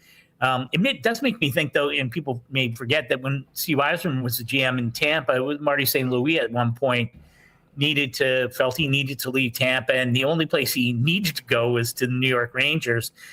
And Steve Yzerman pulled off a terrific deal with the Rangers. So it's not like he's unfamiliar with working in tight quarters with something like this. It's got to be discouraging, though. That Red Wing team is in, where are they at? And not just the Larkin, asked to be traded. Yzerman doesn't have to. He's under contract. You can keep him. I don't see how you can. But anyway, but where does that team fill in now? Ottawa's good, and Brady Tkachuk's going to be there for a year or so anyway. Montreal, sky's the limit for them. Tampa, Toronto, Florida's going to be much better. I mean, where are the Red Wings in the Eastern Conference? And I got to tell you, to me, you got to look down the list there before you get to the Detroit Red Wings. So discouraging times there. And, what do the Oilers do with Darnell Nurse? Because as much as there's some ebb and flow to his game, he's a big body. He's not without talent and merit. And that wherever you trade him, he's going to absolutely thrive. So, and how do you replace him? So these are lots of questions. I'm sure that, Edmonton seems to be in less of a bind with the Nurse situation. And Marty St. Louis is not going to give Dylan Larkin away, but it does create, you wonder about the conversations that, the guys from Team USA were having in that locker room. What happens with Quinn Hughes in Minnesota? Is there a long-term extension in his future? They've got another year of him. I really like that Minnesota team, and I like what Bill Guerin is. He is unafraid to make the big move. So there's a lot of shifting sands, and I would say even in the Central Division, how do things shake out there after the disappointing end for Colorado? Obviously, Winnipeg not making the playoffs, which still does shock me somewhat. So, yeah, again, the offseason, no rest for people in the hockey world. That's the bottom line. Yeah, no doubt. And just, I mean, there's some situations that are similar, some that are different. The Larkin situation, if it got to that point, Hellebuck, I mean, those guys can want trades all they want, and they can give a list of one team or three teams or whatever. But I know Steve Yzerman and I know Kevin Cheveldayoff, and they are not trading those players unless they get fair value for their star players that feel that they give them a chance to move forward in a positive direction. So it will not be a dull offseason, that is for sure. Scott, thanks so much for doing this. Always love chatting with you. It's been a great season, and now the Canes can have their parade, and we all move on to 2027. It should be a fun few weeks. Appreciate your time as always. Anytime, my friend. All right, good stuff with Scott Burnside. The Hammer is back. He'll join us in just a couple of minutes. I do want to shout out our friends at Princess Auto. Of course, Princess Auto Stadium was rocking last Thursday. It will be again a week Thursday when the Bombers host the Elks. But right now, the Princess Auto location that's rocking every day is the brand new flagship store at 500 Nairn. If you have not checked it out, gang, or 500 Panet Road, I should say, just off Nairn, you got to get down there and see it for yourself. They have expanded to their biggest store ever with more of what you want for obviously to take care of everything on those lists or to start something new is there. But they've expanded the hunting section, the camping section, the fishing section. And they've also added in things like, you can grab a beer, you can grab a smash burger, free ice cream for kids, and enjoy yourself as you're walking around and taking a plenty of time for everything that Princess Auto has to offer. Get down and check it out. The brand new flagship store for Princess Auto across the country is right here in their home of Winnipeg, 500 Panet Road. You can find out more online as well at princessauto.com. Got to shout out the gang over at Chud's Power Sports, Manitoba's Power Sports Superstore for over 80 years now in business up in Gimli at the corner of Highway 8 and 231. Now's the time to get down and get ready to make the most of your July and your August. They've got the Polaris all-out summer sales event on all sorts of incredible all off-terrain vehicles. They've got great deals on golf carts as well, both new and used, not to mention side-by-sides, ATVs, motorcycles, boats, RVs, outboard motors, all at amazing prices, top-of-the-line brands, top-of-the-line products, and amazing deals on used vehicles. And when you go to check them out at chowdspowersports.com, if you click on the True North Parts link or e-commerce store right at the top right corner, it will take you there for the best in clearance merchandise and gear available from around the industry, all at amazing deals. But it's well worth the drive. Head on out, say hi to the Germinator and the great people at Chud's Power Sports, and go to chudspowersports.com today for more information on all the great promos they're running, including something for Father's Day coming up from Suzuki with the $500 rebate over and above the current program. Our friends at St. Vital Dental Center are looking forward to maybe getting away a little bit in the summer. I'm sure you are too, which means you and your family might want to take care of all your dental needs before you get away on holidays. St. Vital Dental Center has been serving generations of Winnipeggers and Manitobans for decades, and now have a beautiful new facility at 167 St. Anne's Road with state-of-the-art technology and convenient free parking right behind the building. Dr. Terry and his staff would love to see you, handling clients from 6 months to 99 plus with a full array of services from cleanings and checkups to things like dental implants. They can do it all. So for all your dental needs, hit up Dr. Terry and St. Vital Dental online, stviteldental.ca. Tell them the boys at WST sent you. And hey, we've got a big one. I'm good. We'll talk a little World Cup later on. We've got Belgium and Egypt on right now. Stunning result earlier today. Spain cannot score against Cape Verde. 0-0s in that one. On Thursday, you are welcome to join us. We're going to do our show live at Boston Pizza Taylor, which I had some friends there on Friday while I was at the game in Toronto, said it was an absolute madhouse. Desiree Scott was there, a little soccer royalty joining in, giving away Canada jerseys and a whole bunch more. Canada plays Qatar at 5 p.m. We will do the show live at BP from 1 till 3:15, 3:30, whenever we finish. So you're more than welcome to come down and join us for the show and then hang around to see the Canada-Qatar game. I predict it will be our first ever victory. Boston Pizzas across the city are your place to be for World Cup, with all the matches being shown and big Canada Red watch parties for all Canada games. So get the red on 5 p.m. Thursday at your local Boston Pizza. And if you want to join us at BP Taylor, we would love to see you there. All right, let's welcome back. He's coming off the DL. I can't believe this. Egypt has just scored. We need Belgium in this one. But Jeff Hamilton from the Winnipeg Free Press back on the show. What's going on, buddy? How are you?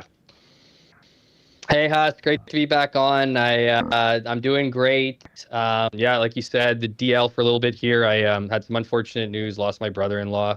Tough stuff. But you know what? Moving on.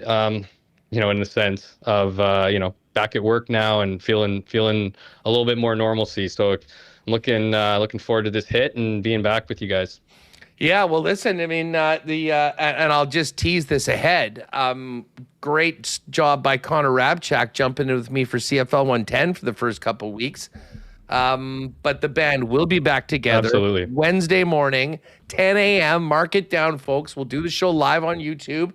You can join us, get in the comments and mix it up. I missed the show Friday. And I know Connor and Remo and John Hodge chopped it up, but quickly, thoughts on a tough night at the office for the Bomber defense. Bo Levi Mitchell looked like prime BLM, and Bombers offense, I thought, did some good things, but it just wasn't enough in what was a big-time offensive score fest.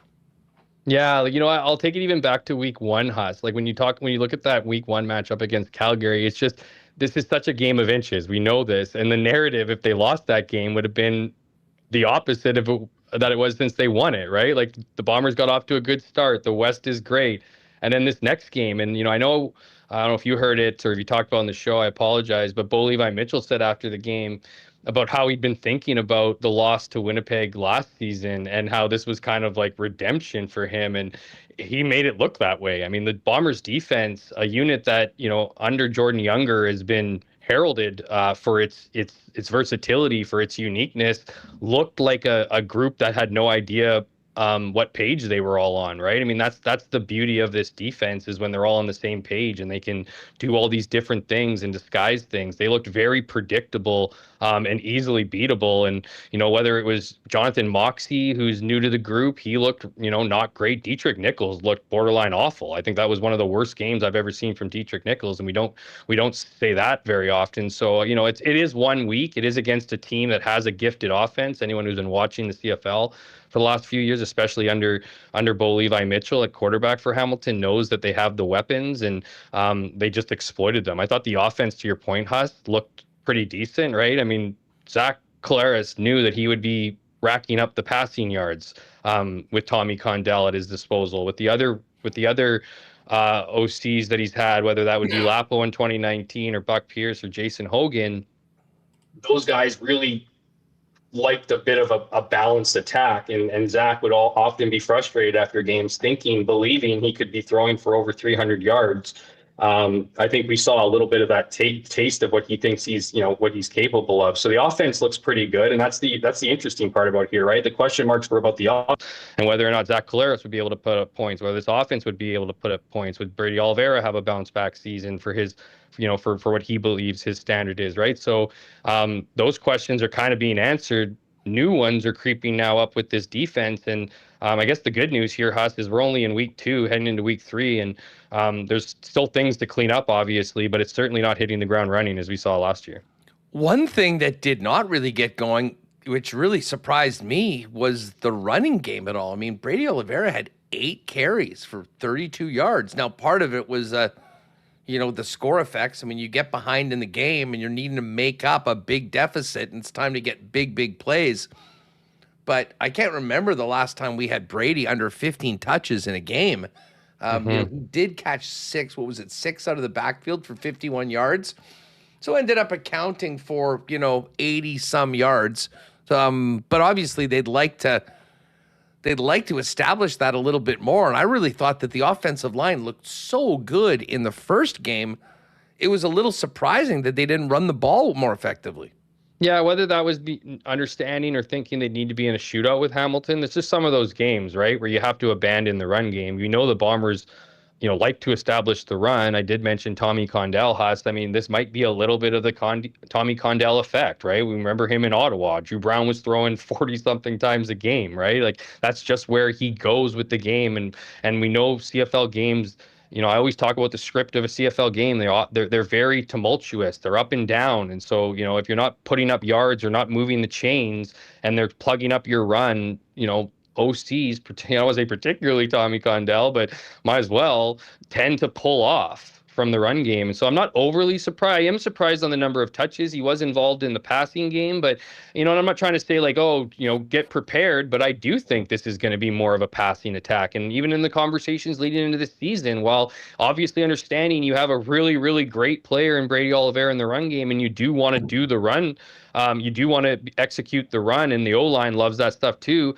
He was going to be a bigger part of the passing game because Tommy Condell leans towards the passing game. I think what's interesting there too, Huss, and what we're, as this team figures it out, or, if they can get to where they were and they can start beating teams consistently, what led to Brady's yards, especially, like, there were definitely games. I'm not suggesting there weren't games in the first half, particularly this first week, right, where he starts to rack up the yards early on, and you can kind of see that slow train moving. More often than not, he's involved in the pass game. He usually has, a couple solid runs, and then they're pounding the rock on their opponent, right? When they, it's that time when Brady's picking up 6, 7, 8+ yards a run when they're running off pure adrenaline in the end of a game and they're trying to close it out. So it's those kind of situations, in my opinion, that reflect on his touches and reflect on his yards, and they weren't in that situation against Hamilton. So, he wasn't put in that position, but you'll notice from his stats, as you mentioned, he still accumulated,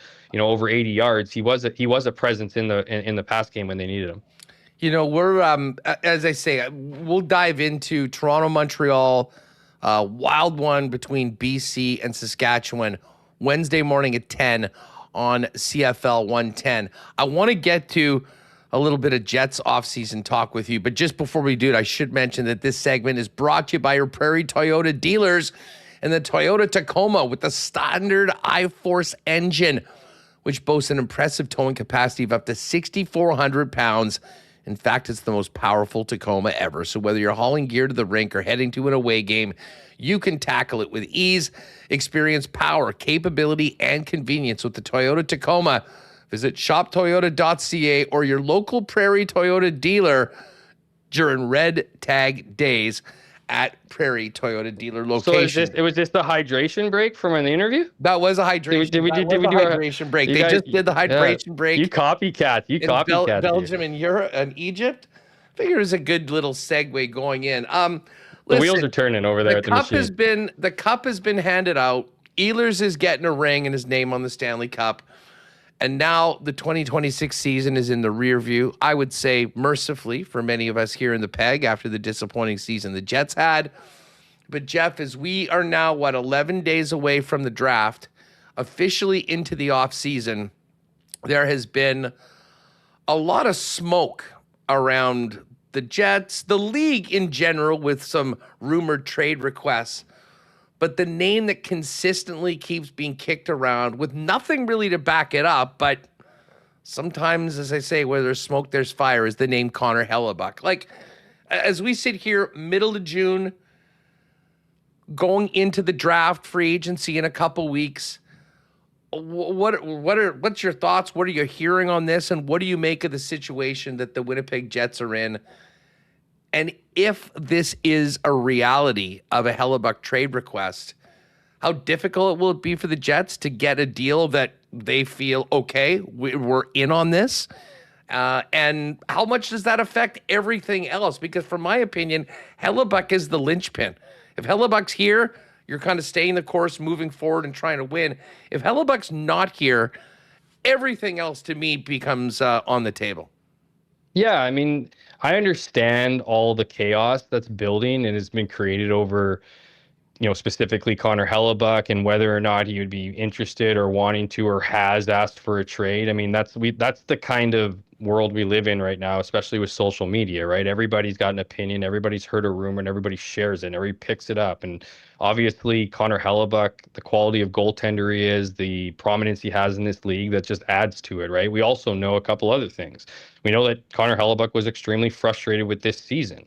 Now, if you want to suggest that's him demanding a trade, that's not him demanding a trade. That's him voicing his opinion about the year, to management, which I know he already had done at that point. Like, he's already shared his feelings to management before he went out to the media and shared, his distaste for this season and the need for change. That's also created a natural narrative around him that he's not happy, right? And then when you see what's happening around the league, whether that's the Dylan Larkins or whether it's Darnell Nurse, two different situations, but, trades and just people, whether it was Quinn Hughes before, Matthew Tkachuk before him, but more so in this last little while here, players have more agency. They understand they have more power in the system, and that includes where you want to play, right? So add that onto it, the fact that Connor Hellebuck was the goaltender for the American team that won gold with a lot of these players who seem unhappy with their current situations, and that narrative only builds. The other thing we also know, Huss, here,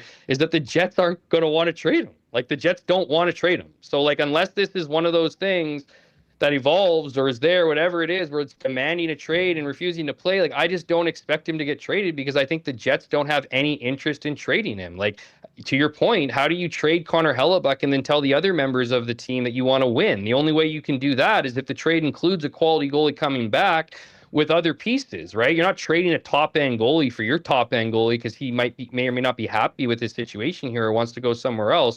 You'd need to complement that trade with another piece or two pieces, things that are going to be valuable for today, right? Because that's the promise to the players right now. And I don't want people yelling at me. That's the general manager of the Winnipeg Jets, Kevin Cheveldayoff, saying that anything that he does this offseason is going to be for this team to win the Stanley Cup. Now, that can be interpreted in the near future here with the current group, or that can be interpreted long-term in picking the 8th. So I'm not suggesting they're getting rid of the 8th overall pick.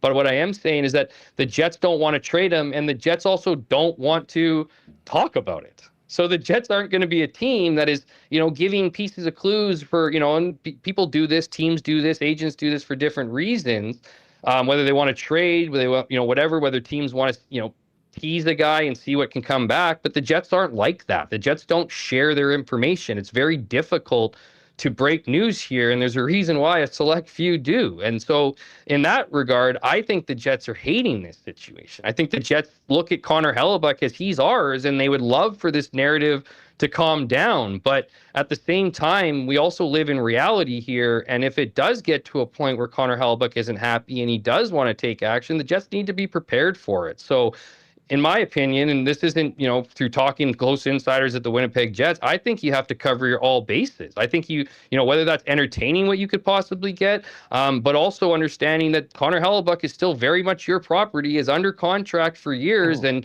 he's, to your first point, Huss, is a big part of this team's success. So if this were to happen, if what do you want to call it, Haas, worst case scenario, Connor Hellebuck gets traded, I do not see Connor Hellebuck getting traded, which is another thing we know about the Winnipeg Jets, getting fleeced. Like, they're not just going to give a guy away because he's not happy in the room. Connor Hellebuck has good relationships with the team. It's just his wanting to win. I think that's what's being either misinterpreted, maybe not being misinterpreted, but I think the one thing clear here is that Connor Hellebuck is hungry to win. He wants the Stanley Cup. He's got the Vezinas. He's got the Hart Trophy. He's got the Olympic gold now. He's watching Nikolai Ehlers and his teammates hoisting the cup last night, and he wants to do that. And you can't blame anybody for wanting to do that. That doesn't mean he doesn't want to do it here in Winnipeg. And while I think everybody wants answers, and I certainly understand it, I think time will tell what the future is for him. And the summer is going to go by really quick. And all of a sudden we're in mid-August, Huss. And if something hasn't happened then, it's probably not going to be happening. So lots could happen, lots couldn't happen. I think that's the situation that makes everybody want to talk and speculate. Yeah, like the next 10, 11 days are always key because big deals like this usually happen in and before the around July draft 1st. because there obviously could very potentially be picks involved in it. And then you kind of have made your move and you know where you stand heading into free agency for sort of part B of that.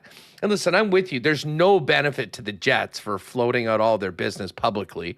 And they have notoriously been very tight-lipped, and I would continue to be that. But I would suggest it's the same, if not more, on the Hellebuyck side of things. In that, like, Connor Hellebuyck does not want to end up in a situation that Dylan Larkin very likely will be in if he is not traded, which is going back to a city where you've been a hero and a mainstay for the better part of a decade. And it's very public that you've asked for a trade. And in the Larkin situation, the second that they leaked to Helene St. James that he said, yeah, he wants a trade and he's only going to accept a trade to Vegas, Florida, or Minnesota, the public sentiment did a 180. Like, Dylan Larkin's been there for over 800 games. They're never in the playoffs. I sort of get it that he feels like he's been there for a long time and he'd like a change of scenery. But when you use your no move to say, yeah, trade me, and by the way, I only want to go to 3 of these teams, it's like, okay, how much do you want to move, or do you just want a free ride getting onto a team that's worked all this time to build, a chance to win? And Hellebuyck is somewhat of a sensitive guy, too. I mean, I think we've seen he wears his heart on his sleeve. If he came back and was in a Larkin situation, the reaction to Hellebuyck would be very different than it has always been as the man in this town. And that's, I don't think, a world that he wants to live in. And I certainly don't think with 5 years left on his contract that he's in a position where he'd say, I'm not even showing up, trade me, let me know where I'm going. So there has to be some patience involved in this, either that or a team that identifies Hellebuyck that in their minds is the missing piece to their puzzle and goes and puts forth a deal that the Winnipeg Jets feel is a good one for them to trade, as I said, a 3-time Vezina Trophy winner and last year's Hart Trophy winner with 5 years left on his deal at $8.5 million. I would argue one of the best contracts in the league based on what he's done. Yeah, and I think, it's interesting you bring up the Larkin thing. Obviously, we've been talking about that. It relates to the situation. It's a bit different in a sense that he's from there, which adds another layer to it. And It's been pretty well documented tension between him and Stevie Y, right? So, that's, I think it's pretty easy, and we're quick to kind of jump on the millionaires in these situations and the players and be like, oh, this guy just wants to get out. And then he gives a list of people, right? A list of teams, a small list of teams that are all, on the precipice of winning a cup, right? And then that just adds to the narrative. This is a greedy player. Look, man, there's employee-employer relationships happen all the time, right? We don't know what those conversations are behind closed doors between Dylan Larkin and Steve Yzerman. Do you think Dylan Larkin wants to bail on his hometown team? Probably not. It's not ideal. I don't think he's just like, I want a cup so bad, screw the, to your point, if that was to occur with Connor Hellebuyck here in Winnipeg, yeah, absolutely, there'd be people who were upset. That's just the reality of living in a hockey crazed market, right? Of course, people are going to react. The guy could literally handshake everybody out the door, write a love letter to the fans, and there would still be fans that hate his guts. That's just what professional sports and fandom is, But the reality is that in these kind of situations, we don't really know. We're just kind of fueled off speculation. There could be conversations with Connor Hellebuyck. Connor Hellebuyck could be at home right now laughing, right? Wondering why everyone's talking about him leaving and showing up in September and just being like, yeah, guys, I was never leaving. I didn't quite, he's the kind of guy who would do that. Or he could be really taking a hard look at his future, and whether that's this year or somewhere down the line. This is a thing to me, Huss, which has me, all the other points I made about the Winnipeg Jets and the control over his contract and not rolling over or whatever. Connor Hellebuyck doesn't seem like a guy to me to make those comments publicly after a season that he's, understandably frustrated with, and then just jump ship right away. Like 3 months later or 6 weeks later. Like, if that was his plan, why wouldn't you just bite your tongue and do it behind the scenes like most people do it, right? Give them that request, I guess you're similar to like exactly Jacob right, Trouba, Jeff. right? And on top of that, I mean, he said what he said, and there wasn't a lot of criticism because I think it's true. He came here, he committed to them with the commitment that this team would be contending and driving for a Stanley Cup. And you look at what happened last season, and they took a pretty clear step back. And that's not something that he wants or that he signed up for. But at the same point, he said this is what he'd like to see them do. You can't say that and then a week later or 2 weeks later, while the playoffs are still going on, before anything's happening, then make the trade request. Because if that's the case, then that was all bullshit. Then that was like, I want out, not I'm giving some reasons why. Like, there's been no trades yet. There's been no free agency. Like, they haven't even had a chance to do some of the things that he asked for. So in my opinion, if this has already happened, it is a little disingenuous. At the same point, it doesn't really matter what it is. Is it real? And if it is real, then Cheveldayoff's having some conversations with some particular teams. And the funny thing is, the Florida Panthers are the team that always gets mentioned. And it's easy for guys to say, well, I want to go to Florida. There's lots of reasons why you'd love to go there. It's beautiful, great team, no state tax. I mean, it hits all of the checks.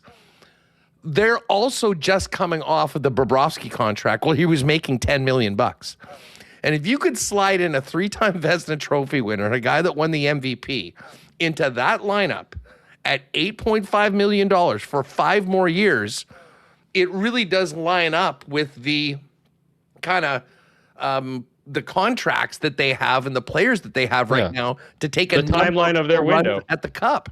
So, I mean, like, you could totally see it making sense. But as I said, if I'm Chevy, I'm not even picking up the phone for Bill Zito if the name Anton Lundell and the 9th pick isn't there. And I have a feeling Florida would be like, whoa, wait a second. And Chevy would be saying, this guy won the Hart Trophy last year. He's the best in the game. This is the cost. And I'm not sure that there's an intersection of those two.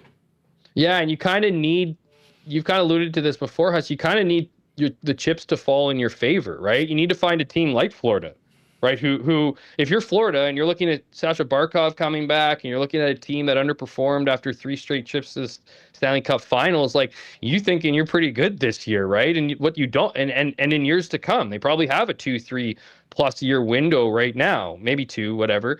But you want to bring, what you don't want to do is you don't want to be wondering who your goaltender is. You don't want to be wondering. So, like, they do kind of fall into that group and they do kind of make good trading partners. And obviously there's the Paul Maurice connection and whatever. And, if Florida's, if maybe Maurice is like the rest of the Florida, or maybe the Florida Panthers are like Maurice and they want the Jets to win the next Stanley Cup. Maybe they'll help the team out. I don't know. But I do think that in those kind of situations, it's easy to kind of look at teams that need it. I'll just go back to what I was saying before. You need two people to dance, right? 2 people to tango in situations. And the reality is I just don't think that's the thing that just doesn't give this much gas for me, is I just don't see the Jets doing it. I think he's too important. To your point, in a salary cap that is skyrocketing, is going to be very difficult for the Winnipeg Jets to be a cap team like they have been in these recent years.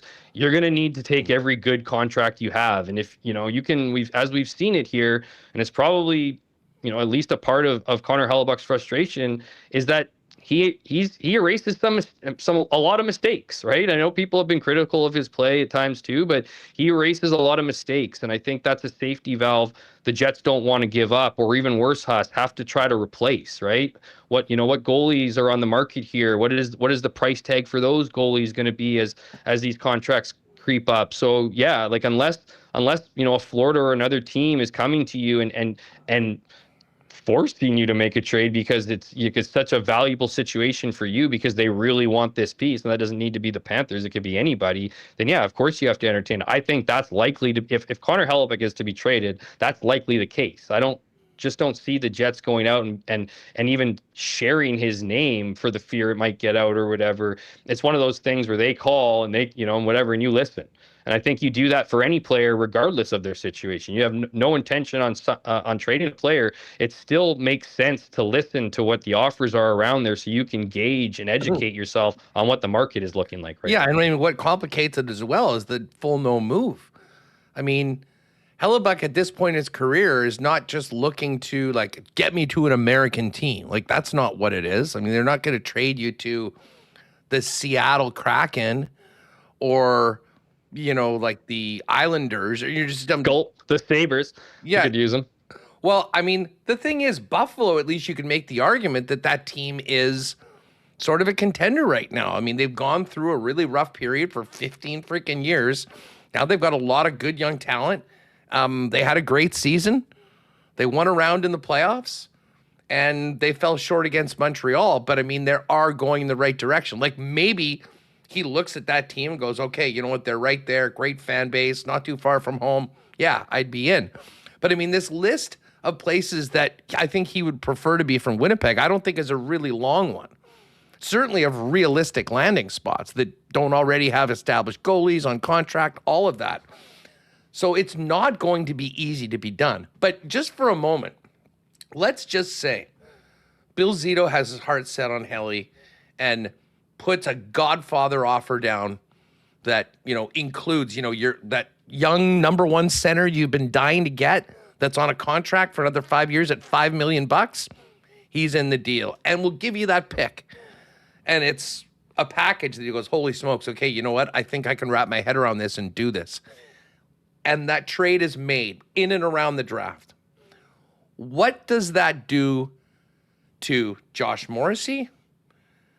And I start with Morrissey because, to me, he's the one guy without the, like, Hellebuck, Scheifele, Connor, those guys want to get deals. I mean, they're signed. You know exactly what they're making for a long time. They are absolutely under your control. No one can force you to do anything with those players. Morrissey is eligible for an extension at the end of next season. There's 2 years left on his contract. So it's a very, in my opinion, a different situation. If a Hellebuck deal has happened, is all of a sudden Morrissey in play? Did they start talking about one or more of the other kind of core players and really have that rebuild come into place? Or would it be, hey, listen, we think we've got that. We've got to find a way to get better in net. That's our spot right now. But we've got the center position that we need, which was our goal all along. And obviously we've got a big hole to fill in goaltending.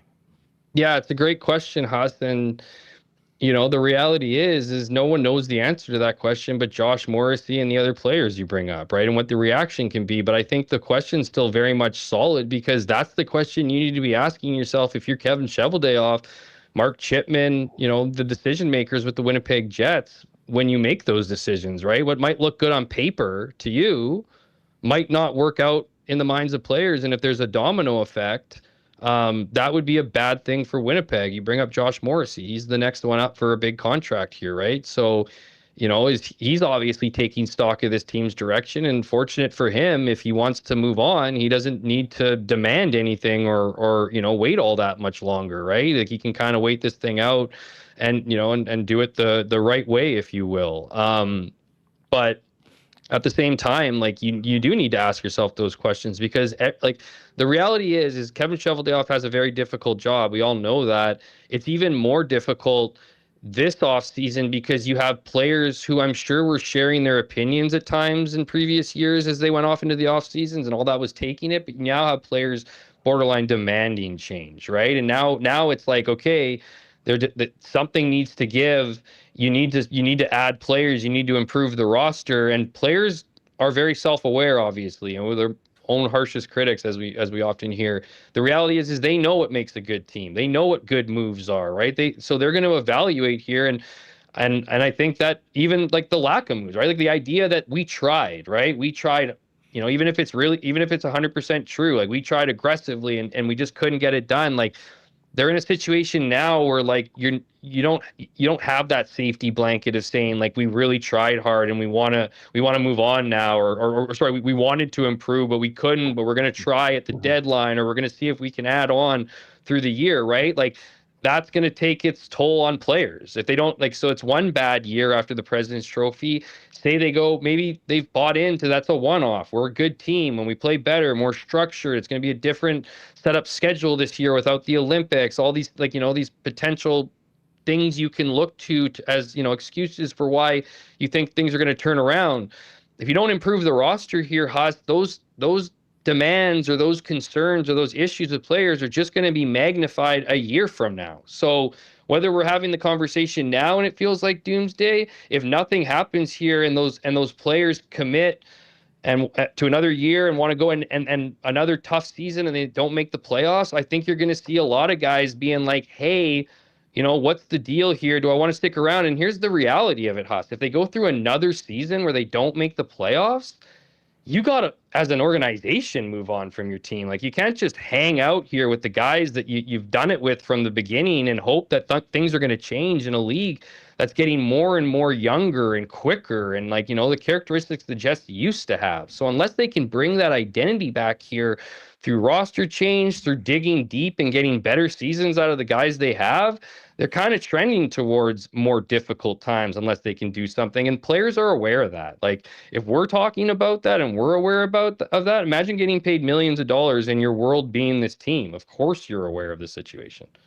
Yeah, I would just say this. If anything did happen with Hellebuyck, I think the first thing that has to happen immediately is a conversation with Morrissey to see where his head is at. And to be honest, that probably is happening anyways, or maybe they put it off. You don't have to make that decision until next year. But if you got the inkling that Josh was thinking about greener pastures, to have a guy at that level with 2 years left on a really good contract, again, would be very, very attractive around the league. And I don't believe he has trade protection. I should check that right now as I look. He's got a 15-team no trade list. So, not even half the league. So we'll see what happens, but needless to say, which is a luxury in 2026. Yeah, exactly. That's basically nothing in the National Hockey League. Yeah, he doesn't have anything. Hey, listen, before we go, can't wait to talk to you on Tuesday morning, and we get into CFL 110. That's 10 a.m. right here on Winnipeg Sports Talk. And for everyone in the chat and whatnot, good luck on your trip out to Ottawa. Big awards ceremony this week for the Big Jays. Yeah, the Missioner Awards are this week in Ottawa. Really looking forward to it. I'm representing the Free Press, obviously, for my Classroom Confidential series. It's pretty big deal in journalism circles at Rideau Hall. So got my custom suit made up, get ready to go. Just got to pick up one last thing, and looking forward to it. Thanks a lot, and I appreciate coming back on and talking with everyone. And we'll looking forward to it moving forward. Yeah, and obviously, thoughts with your entire family over what's happened over the last couple of weeks, and thinking about you guys now. Appreciate it, dude. I will talk to you. The band's back together Wednesday morning, CFL 110. Big slate of games coming up this week without the Bombers, but we've got lots to talk about, and we'll look forward to doing it then. You have a good one. We'll talk to you Wednesday morning before you head out to the nation's capital. Look forward to it, my man. Talk to you guys later. Have a great week, guys. Good stuff. There is Jeff Hamilton. All right. Royal Sports. Let's quickly see what's going on in the World Cup. Okay. We need Belgium to win this game. And they are down. When I say we, I mean myself and Remus, who jumped on a quick little super boost that we put up over at Coolbet. We need Belgium and we need Uruguay. It's halftime, and Egypt, Mo Salah, up 1-0 on the Belgians. So they need to get their act together in the second half. Later on today, we've got Uruguay and Saudi Arabia, and then Iran and New Zealand tonight. The reason I mentioned that when we're talking about Royal Sports is Royal is your World Cup headquarters. If you have not yet got your Canada Red, what the heck are you waiting for? Get down to Royal and get it in time for Thursday's game against Qatar. 5 o'clock Winnipeg time will be the game. And don't forget, we'll be at Boston Pizza Taylor doing the show at 1 o'clock before Canada. And during that time, I believe we'll have the Bosnia-Qatar game on, which is a big, big one in Group B, which also has Canada and Bosnia-Switzerland, while it'll be while we wait for Canada-Qatar. But Royal is loaded. They've got merch from all around the World Cup with all the teams, I think outside of 11 that use the big companies there. They've got FIFA World Cup merchandise and more. And while you're there, you can check out soccer, softball, baseball, tennis, all the bikes in the back. It's summertime at Royal Sports. The World Cup is here, and Royal is your World Cup headquarters. The Gold Eyes are on the road, but they're back this weekend. We got a big series. Scott Oak Night on Friday and fireworks. Saturday at 6 p.m. And then Sunday, Father's Day, and the Gold Eyes Bucket Hat Giveaway. Now, I also want to mention Tuesday, June 30th, day before Canada Day, is our WST Gold Eyes patio party. You're all invited. Go to winnipegsportstalk.com and get your tickets. Join us and the WST crew. We'll all be out there on Tuesday, June 30th. Going to be a heck of a lot of fun. So hopefully we will see you there for that. Grab your tickets again on our website, winnipegsportstalk.com. Man, it was fun being out with our gang, with our friends at Travel Manitoba and Michael and the gang on Thursday out at the Forks. Of course, we got long weekends coming up. We got July and August just around the corner. If you're planning your next big summer adventure, start with Travel Manitoba. Whether you're searching for road trip inspiration, hidden gems, or the latest festivals and events, everything you need is waiting at travelmanitoba.com. If you're looking for ideas on the go, follow along on social media at Travel Manitoba for real-time inspiration, local tips, and can't-miss experiences from across the province. Or if you prefer a personal touch, stop by one of their at the Visitor Information Center at the Forks in Winnipeg. And of course, tomorrow night we're back at the Downs. Cannot wait to get back at it with our picks with myself and Michael Remus. Actually had a really nice run at the end of last week. So we're gonna be getting going again with our picks tomorrow. 7:30 is post time tomorrow for the track. They're going Tuesdays and Wednesdays throughout the summer into September. But we can tell you that the next Monday of live racing is, in fact, a week from today. And they've got amazing special concession deals on Mondays. I'm also looking at the following Monday that they've got live racing, July 13th. That's the Wiener Dog Racing night. So we'll get out there for that. ASDowns.com for more information. And if you want to really make a night of it, or reserve a spot in the terrace dining room, enjoy that prime rib buffet and betting options from your table all night long. All right. We're going to get to the Cool Bet lines, talk a little World Cup and whatnot, but let's get Connor and Remo back into the program as we continue on. Connor, of course, cranking it out this morning with Schnitzy. 9 a.m. was the start time, Mondays throughout the season. The Bomber Report on WST with Connor and Schnitz. How'd it go this morning, Connor? What's up? I'm doing well. Yeah, it went great. Shout out to everyone who joined us this morning. Was a fun one, even though, the Bombers is, yeah, exactly. That look about says it all.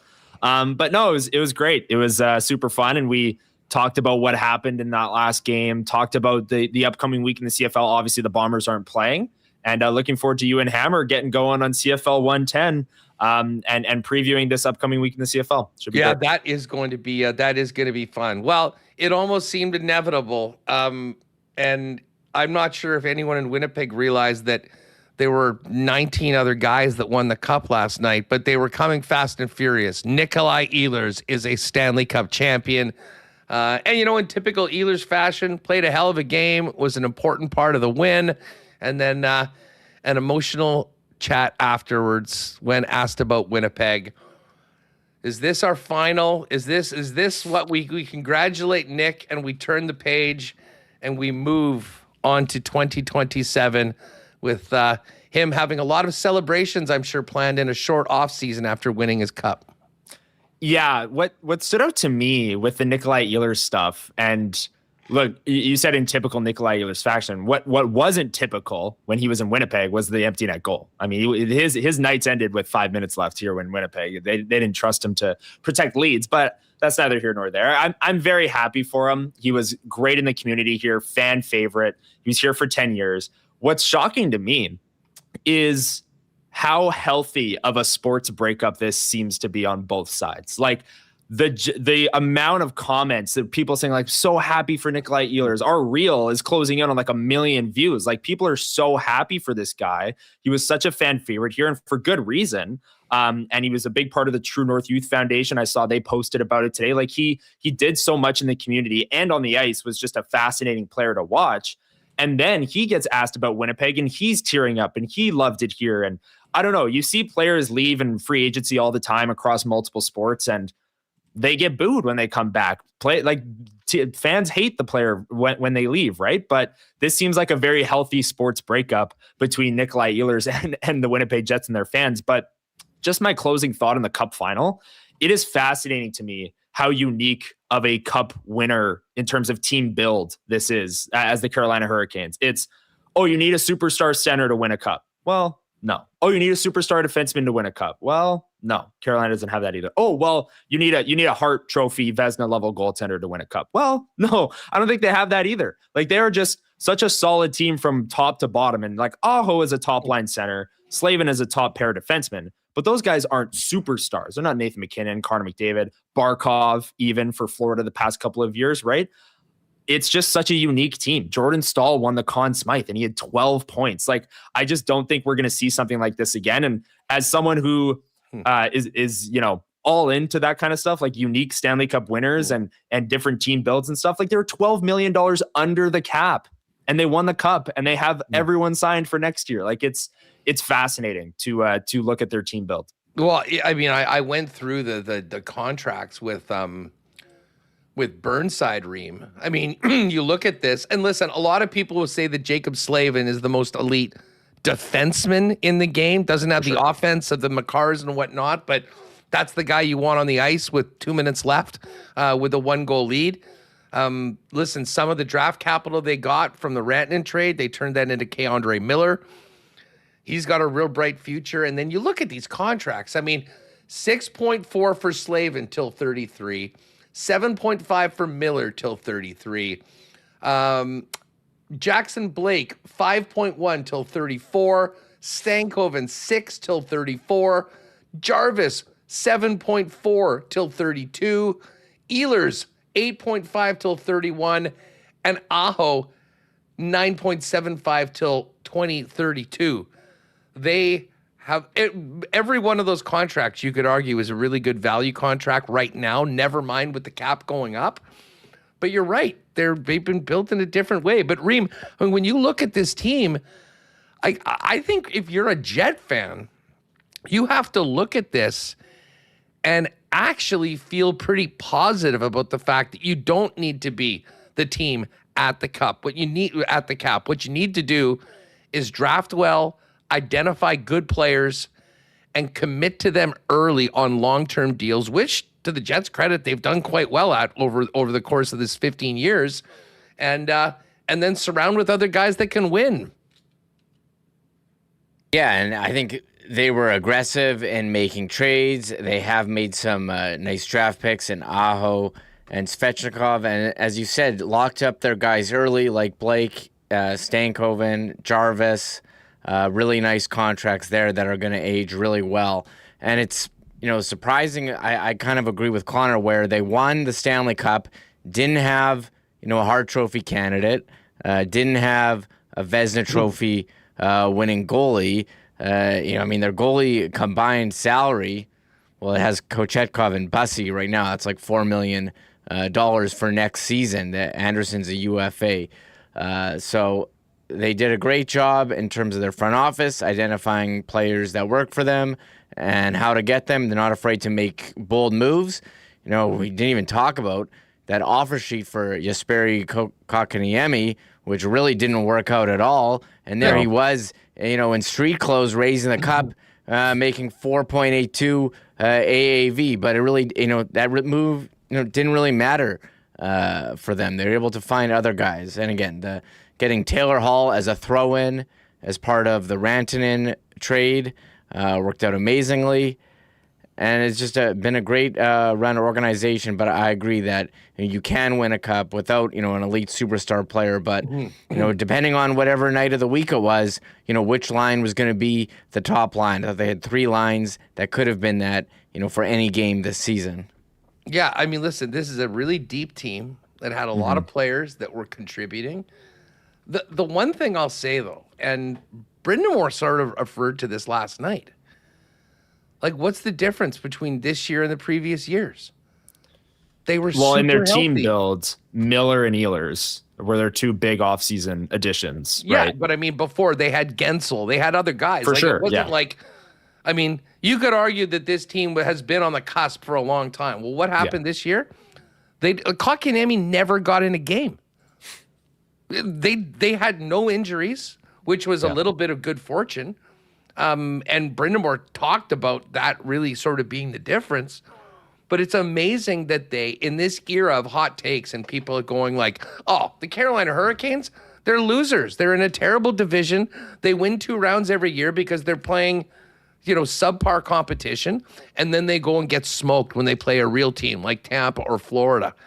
Well, this year, they ran the table in the playoffs. They lost 3 games.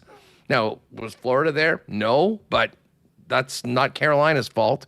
Did the Colorado Avalanche make it to the Stanley Cup final? Well, no, they didn't. They got swept by Vegas, but they handled their business every step of the way. And, there's 2 things I wonder how, put it this way, in the media world, nothing's going to change. People are going to want it now and not have really a thought of the big picture.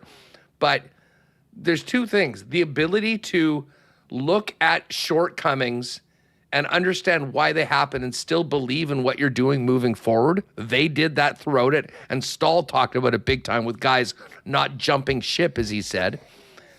And the other thing is the trade deadline. The trade deadline narrative every single year is like, you have to go and get this guy. You know, like, what are you doing? All these other teams are doing all this stuff. It's like a big arms race. Well, they barely did anything. And they won. And now we should go back and look at all the deals that were made at the deadline and go, how many of these teams are better off? Because only one team wins. And I think back to the Jets trade deadline the year before, the Shen and the Tanev ads, after they didn't get Brock Nelson, who would have been an amazing add to their team. And it's almost like the Jets felt like, well, everyone's going crazy. We have a first place team. We have to do something. Neither of those deals helped them at all in the short term and certainly for the long term. So I do wonder whether there's maybe a little bit more discipline of GMs moving forward. I don't think there'll be discipline from fans or media demanding that everything happens. But that's the other part of this, Connor, that you look at, go, maybe we're making a little bit of much of moves for the sake of making moves to load up at the deadline with the way that Carolina rolled out. With a lot of good fortune, sometimes you need to make those moves because you need to be prepared for what if. That what if never happened, and the what if we plan a parade is now going to be reality. Yeah, like you see a lot of teams, they subscribe to the thought that they should make their big moves in the offseason and then tinker at the deadline and add depth and just in case a ton of guys get injured sort of thing. But you look at some of the biggest moves at the deadline this past year or just before the deadline, because Rasmus Andersson wasn't a deadline deal, but Rasmus Andersson, I mean, if you name search him on Twitter right now, he's getting raked over the coals. Like he was awful for Vegas in the series. He was on for a ton of goals against. They gave up big draft capital to get him. And now the question is Vegas even going to re-sign Rasmus Andersson because he didn't really fit in with what they were doing?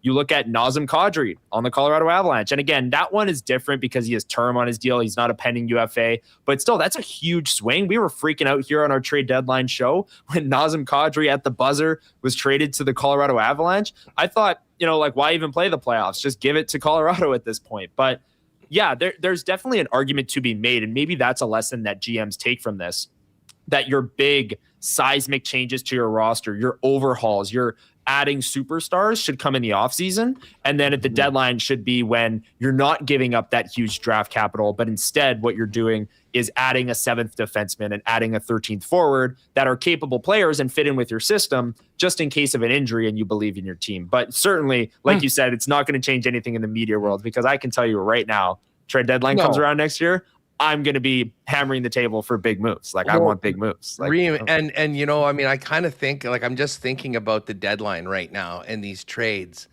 And I mean, it's like the deadline, everything is put up at FIFA prices. Like, oh, you want Luke Shen? No problem. You can have him. It's a second or fourth. Brandon Tanev, it's a second. Like, these picks that are important, that can help you make deals. And by the way, just while we're talking about those second rounders, look at what moves in and around the draft for second rounders. It's like the draft picks have tons of value when you get to the draft, and 2 months or 3 months earlier, it's like nobody cares about them at all because they're all living in the moment. And I don't know, the Canes, to your original point, Connor, an absolutely fascinating, case study of a team that were called losers and couldn't win for a long time, and now all of a sudden they're the best, and this is the way you do it. And 2 months ago, there was a lot of people that say, don't even talk to me about Carolina. They always have short odds. Everyone thinks they're really good, and they never get it done. Well, now they've got it done, and in the copycat world of the NHL, people are going to be probably smartly going, how do we get good young players on long-term deals and not do a bunch of stuff? I think the job that they've done is amazing. And then Brind'Amour is such a special leader, and the connection he had as a player to that market for so long, and now to be one of only 4 coaches, and the guys, who was it you that tweeted out their name Toe and whatnot? I mean, that was Liss. Yeah, Liss that the list was insane. Just guys from Toe, way Blake, back. like these guys. Exactly. I mean, this just doesn't happen anymore. So we're here. Well, it should make for an interesting few days of of hockey talk as we get closer to the draft next week. Fellas, did you take in much of the beautiful game on the weekend? World Cup fully underway. Nah, I watched. What was that game was on yesterday? I think I turned on the TV. I was watching a UFC Freedom 250, NBA Finals. Man, the Freedom 250, I mean, was the craziest scenes you'll ever see with fighters. Why in the world was that on a Sunday night? Like, I knew it was coming. Yeah. I had no idea, and I saw a few things. I'm like, what? Sunday night we're doing this? Like, who's watching this? I thought it was going to be Saturday after the NBA Finals. I was ready for a big Saturday. I don't know. But no, I didn't watch a ton of the soccer. You know, now that the hockey's over and the basketball's over, I'm going to be jonesing for something. You know, we did watch the Canada game Friday, but admittedly, Huss, I'm not as dialed in at the group stage, but I have been enjoying some of TSN's coverage, and I don't know if you saw, they updated their video feeds. They're on 4K HDR now, so you're getting incredible quality if you've got a new TV. So I am amped on that. So I will be tuning in to the World Cup now that the hockey's done. Well, Reem, I thought you'd be dialed in for some of these 11 p.m. Central starts here. There's a group that starts their games at tomorrow night. Austria versus Jordan starts at 11 p.m. Central. Yeah, I had all the TVs going last night. I had Stanley Cup on one, I had UFC on another, I had soccer, and then Sunday night baseball. So I was trying to keep an eye on everything yesterday. And it's your boy Bruce says UFC over the beautiful game. I mean, some people call UFC the beautiful game as you combine all the martial arts into one sport. I'm pretty sure people do say that. Hey, just back to what we were talking about before. Nick Lyman just popped in. Huss, what you're talking was the type of forward-thinking management Winnipeg needs. Draft picks worthless at the deadline, worth tons at the draft. Take advantage of the NHL cycle to your benefit. I 100% agree with you on that one. And then said the sport's becoming a brain race as much as an athletic one. And that pressure on contending teams, which we felt in Winnipeg, that all of you were part of. You have to get this guy. What are we getting at the deadline? Yeah. I mean, we all need to maybe take a deep breath on that, because it is incredible, the public pressure on these teams, and they hear it and they go and do stuff. And I mean, in almost like, I don't know what the study would be, but percentage of trade deadline deals that on July 1st, you look back that you would do again, it's probably like 5% or 10%, because so much of it is a risk on this year paying future assets, and they went back. But yeah, back to the World Cup. This is crazy. We're 50 minutes in, and the Egyptians are still hanging on to a 1-0 lead on Belgium. I'm going to owe you a beer if we take an L on this one, Reem. Later on today, I think it's Iran. Well, I'll tell you what. Let's dive into the Coolbet lines in just a minute. Guys, hang tight. Connor, you too. We can talk about this, because actually we've got some cool stuff to talk about for the U.S. Open coming up. Another free contest that we're going to put together. But shout out to our friends at Aikens Lake Wilderness Lodge. The fishing has just been unbelievable. Check out their social feeds right now at Aikens Lake, with the monsters that have been getting pulled out of there over the last couple weeks. If you're looking for a world-class fly-in fishing experience where you can be on the water in less than 2 hours from Winnipeg, Aikens is the spot. And as amazing as the fishing is, the hospitality of the Terren family and the Aikens teams might be even better. AikensLake.com for more information on the rest of the 2026 fishing season.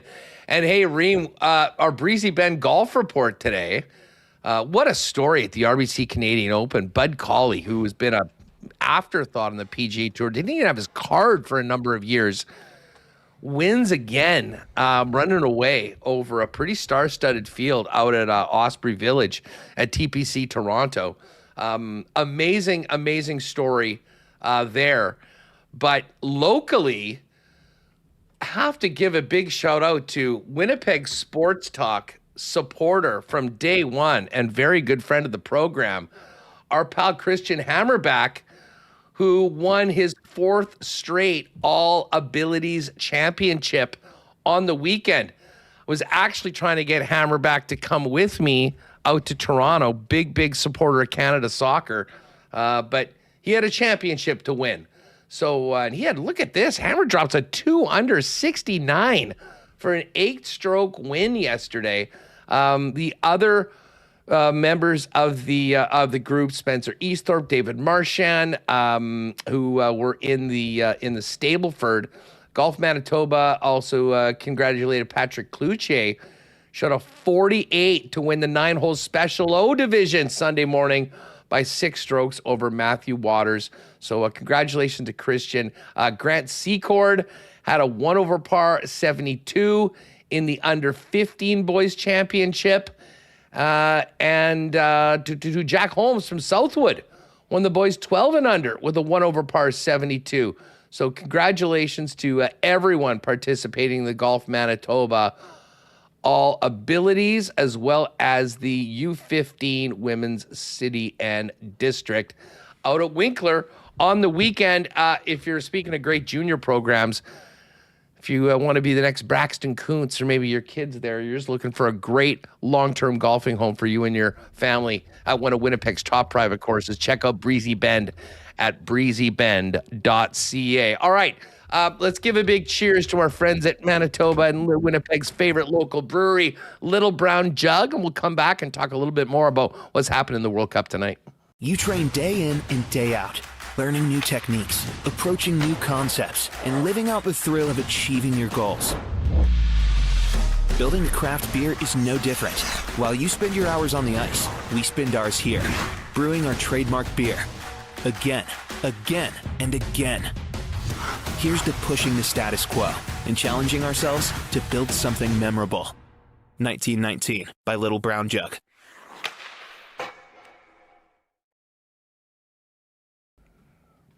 All right, great stuff from our friends over at LBJ. All right, guys, let's get into the Coolbet lines right now.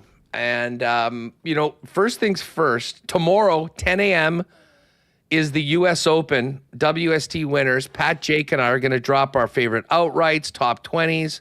By the way, shout out to our guy, Sudarshan Yelamaraju. Top 10 finish yesterday at the RBC. Man, the guy is nails. Top Canadian as well. Great performance. But first up, CFL contest for the weekend. The winner of this week was NWT 100. 25 points. Obviously nailed one of those games. So they got the $50 bonus in their account. So NWT 100, if you're a WST listener, the $50 prize is in there. Bam Bams, who won last week, is the leader right now with 50 points. Again, you can pick off 20 points in a single game if you nail the score. So if you've missed the contest, don't worry about it. We're only 6 games in. Go to Coolbet, go to the bottom under leagues, and then click on the one with WST. And if you're the season leader at the end of it all, you'll get an all expenses paid trip to the Grey Cup. Now, while we're talking golf, Remo, you might need to log in actually. Maybe do that off screen and then pop in. But we've got another free contest because it's US Open week. And we'll talk about this tomorrow on the show. But I want you to know that if you click on, not the first one is for the PGA of Canada. That's a private one. But the one with the green bear, Remo, see where it says predict the US Open and win prizes? Folks, this is another free contest. And I will say, we did one with Pat Mayo last time, and I got second, I think, of $250 or $400. Anyways, $500 for the winner, $250 for second, $150 for third, $100 for fourth, $50 for fifth. What you need to do, you'll see it up there. You've got those 7 or 6 matchups. You predict the score of the golfers. So say you think Bryson DeChambeau was going to shoot 72, you got 72 there, and you got 68 for Xander Schauffele. If Xander beats Bryson, you get 3 points. You get an extra 3 points if you get one of the numbers right. If they both come in the same as what you predicted, you'll get 10. Now, the key for this, and this is part of the reason why I won last time, you got to send yourself a reminder, especially after the Friday round, to get your picks in before the Saturday action starts, because it's very difficult to win the contest if you don't have picks for one of the rounds. But just pop in there, put in it, and then make sure you come back. If you fill out all 4 rounds in time, I think you'll have a good chance to do it. So anyways, I'll be back in. Remo will be in. I'm sure Connor will be in. Everyone is welcome. If you're playing in the CFL Pick'em, it's right in the same place. When you do your CFL picks, get your golf picks in. And great giveaways going on. Another free contest from our friends at Coolbet. And by the way, I will do this officially when Pat joins the show on Wednesday. But for you poker players, we've got another amazing contest that is dropping. We're going to do the WST Summer Poker Series. We will be announcing 4 tournaments where if you finish in the top 2, they'll run as our normal tournaments where, everyone gets paid whatever is as we would normally do. But in addition, the top 2 finishers are going to get a spot for the Canadian final. And in that final, the winner is going to get a trip to Estonia for the Coolbet Open. And that's the headquarters. It's the biggest event they do all year. I've seen some pictures from Ange and Pat and the guys who were there last year, and it looks unbelievable. So if you love playing poker with us, make sure to stick around, pay attention to the socials. We'll announce the dates on Wednesday, and we'll do it sort of every 2 weeks throughout the summer. And then early August will be the final. And if you win that tournament, you're going to be playing against the big boys, and you're going to be sent overseas to do it, courtesy of Coolbet. All right, guys. So, Remo, I guess you don't have any strong takes on the Iran-New Zealand game tonight, do you?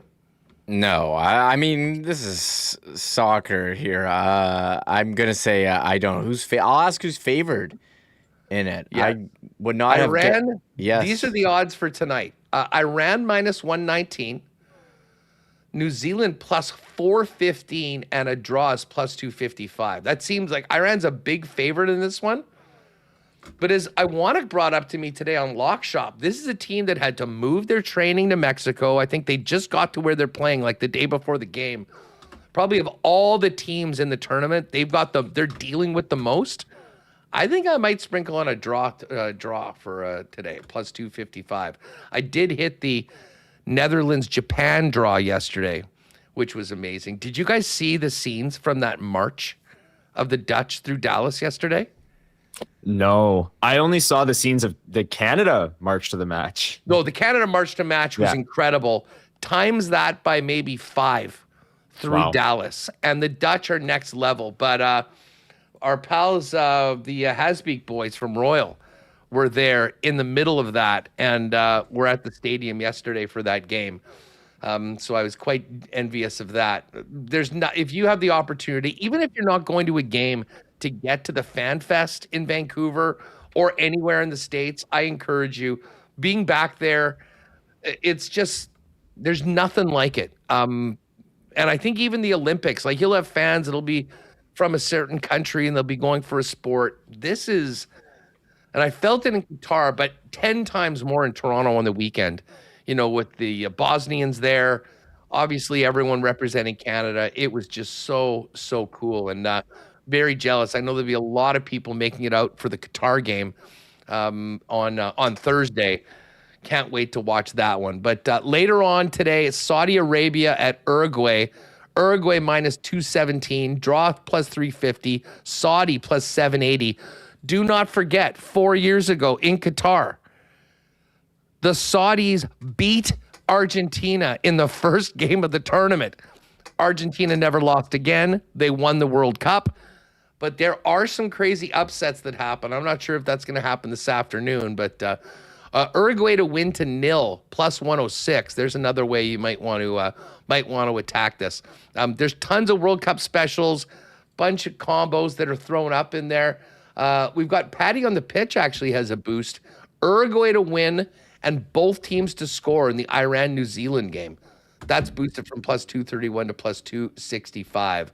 And we've already got some ones for the Canada game.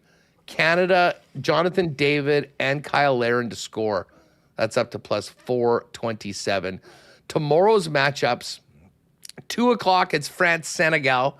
France, huge favorite there, minus 204. Iraq and Norway. Erling Haaland, the scoring machine from the Norwegians, makes his World Cup debut. Let's see what his goal number is. Yeah, minus 252 to score. It's like a Connor McDavid point. He's only plus 450 for a hat trick.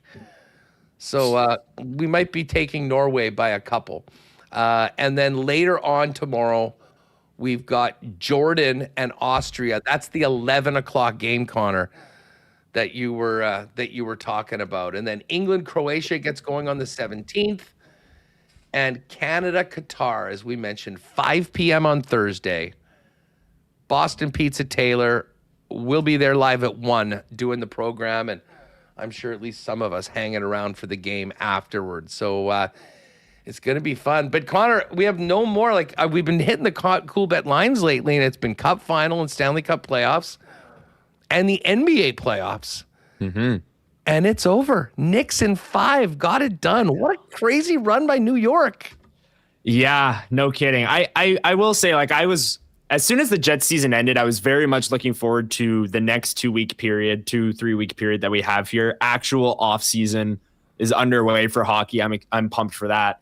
But man, the Knicks, Jalen Brunson. I mean, this guy is putting himself in the top 5 players conversation in the NBA with how good he played in the finals. He was unbelievable really throughout their whole run. And it's an interesting conversation, who had the more dominant run, the Knicks or the Canes. I'm seeing people debate that online, but there's no doubt that both of these teams just ran through the playoffs. And I liked the Spurs in 5 in this series. So for the Knicks to flip it, win that game where they were down 29 points, unbelievable. And then you're seeing the videos from New York.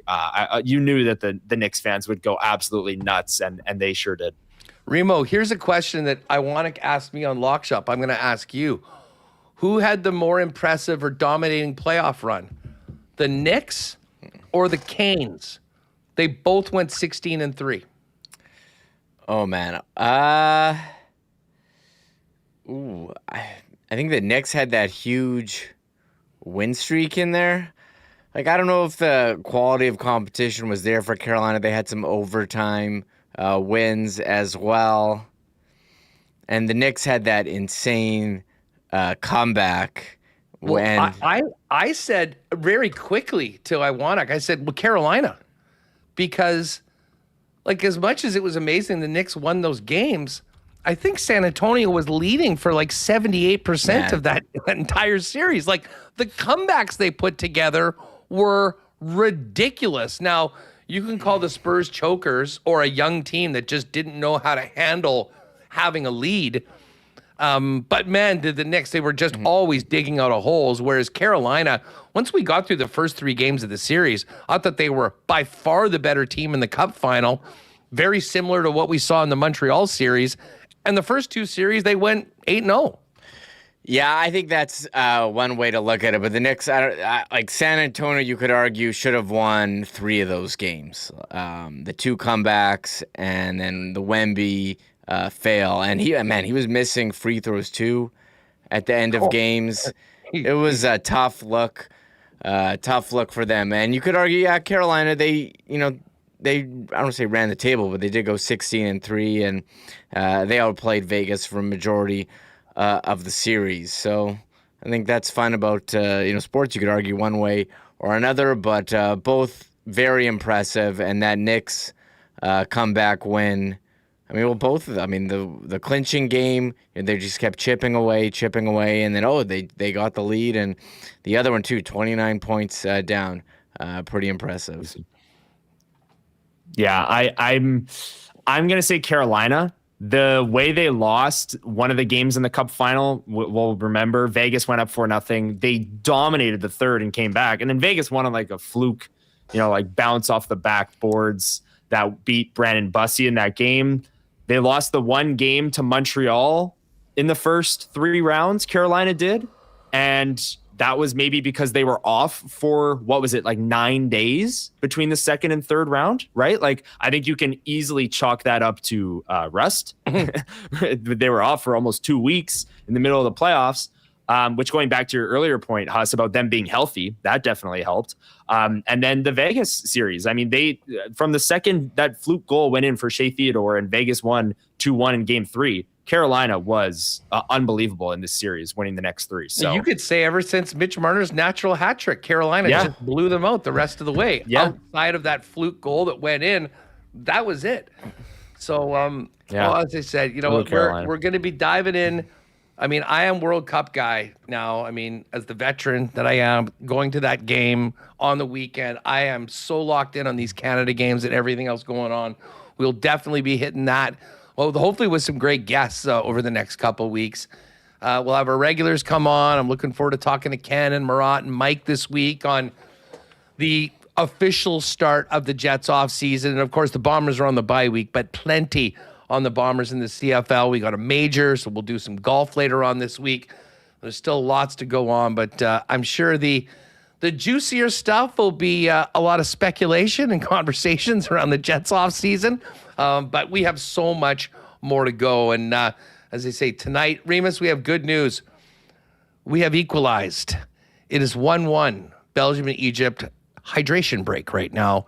So they're selling a few ads. And we've got 20-plus minutes for Belgium to get one more and to get our win. And then we'll just be cheering for Uruguay. Guys, good stuff. It was appreciate you jumping on Friday and allowing me to for sure. Glad you had a great time with Feinberg. At the end of this program, okay, I'll tell this story now for the regulars. This is hilarious. And if you listen to the Pat Mayo Experience, Feinberg talks about this on the show. I saw him put a clip out on this, so I wanted to. Now that it's there, I'll tell the story on the thing. So we meet at about 10:30 in the morning in Liberty Village, 2:00 game. So we're sitting down at a bar, having a bunch of beers, lots of people around, crowds growing throughout. Just randomly, right across from where we were sitting was a table, including Connor McDavid. McDavid's chilling there. His dad, big crew of people. McDavid had a black hat to start and then put on a red hat. I guess someone like Connor, step it up, buddy. Okay, here you go. Come on. So he was in the red. So whatever, we're pre-gaming there. We then, there you go. There's Mr. McDavid from our bar spot. We walk across to the game. We get in there, grab a couple more, and then I say to Feinberg, like, hey, listen, we're going to our seats. We were like in the third row behind the net. I wasn't sure what the bathroom situation was. So we're like, we got to go to the bathroom first. Smart move. So we roll up there. And whatever, I go take a leak on one side, he's somewhere else. I come back into where we're washing the hands, and some guy with a big Canadian flag goes, hey, Feinberg, huge fan of your show. Oh, man, it's great to meet you. And he goes up and shakes his hand and talks to him for a bit. And he's like, again, we're in the bathroom right before the World Cup. He's like, hey, man, can I get a pic? And I'm just standing here laughing. Because, I mean, like I have these sort of interactions all the time, usually not, though, in a men's bathroom. And Feinberg's kind of like, well, yeah, I have a pic, but I mean, can we wait? And he kind of is trying to like just delay him a little bit. Like, why don't we do this outside? He's like, well, I still got to go wash my hands. And the guy's like, what do you mean? You just shook my hand. And at that point, I completely lost it. He's laughing. We're all laughing. Hands were washed. Beers were taken. Oh man! And then the beers were enjoyed in the stadium. But yeah, what an experience that was! And thank God for Kyle Larin to score that goal, because that would have been an absolute disaster to lose to Bosnia. And then the Qataris go and score 4 minutes into extra time to tie Swiss. So it's, for those of you that are following, Canada was like 2-1 plus 200 to win the group. They're now, I think, plus 150 or plus 160. So the Swiss not getting 3 points, I think, gives us a bit better of a chance, but it's certainly wide open. Bottom line, we got to win on Thursday against Qatar. That should give us 4 points, which should be good enough to for sure make it through to the next round. And then you got the Swiss game the following week, where if you can get a result in that, you might win the entire group and be able to stay at home for the round of 32 and maybe even the round of 16. So lots of fun in TO on the weekend. Got to see the Jays up close, which was nice as well. Although it would be a lot nicer if they could hit with runners on base, which was not the case on Saturday and less so yesterday. So it should be good. But anyways, that's going to do it for us today. Packed show. I know we went long, but there's so much to talk about coming out of last night. Tomorrow we'll get back to it. Latest on the World Cup, latest on the Jets off season, Bombers and more. Make sure to join us. And don't forget, for you golf fans, 10 a.m. WST winners, myself, Pat, and Jake will fire it up with our favorite picks and plays for the upcoming U.S. Open, and go over to CoolBet, get in the CoolBet leagues, and make sure to get your picks in for that free U.S. Open contest as well.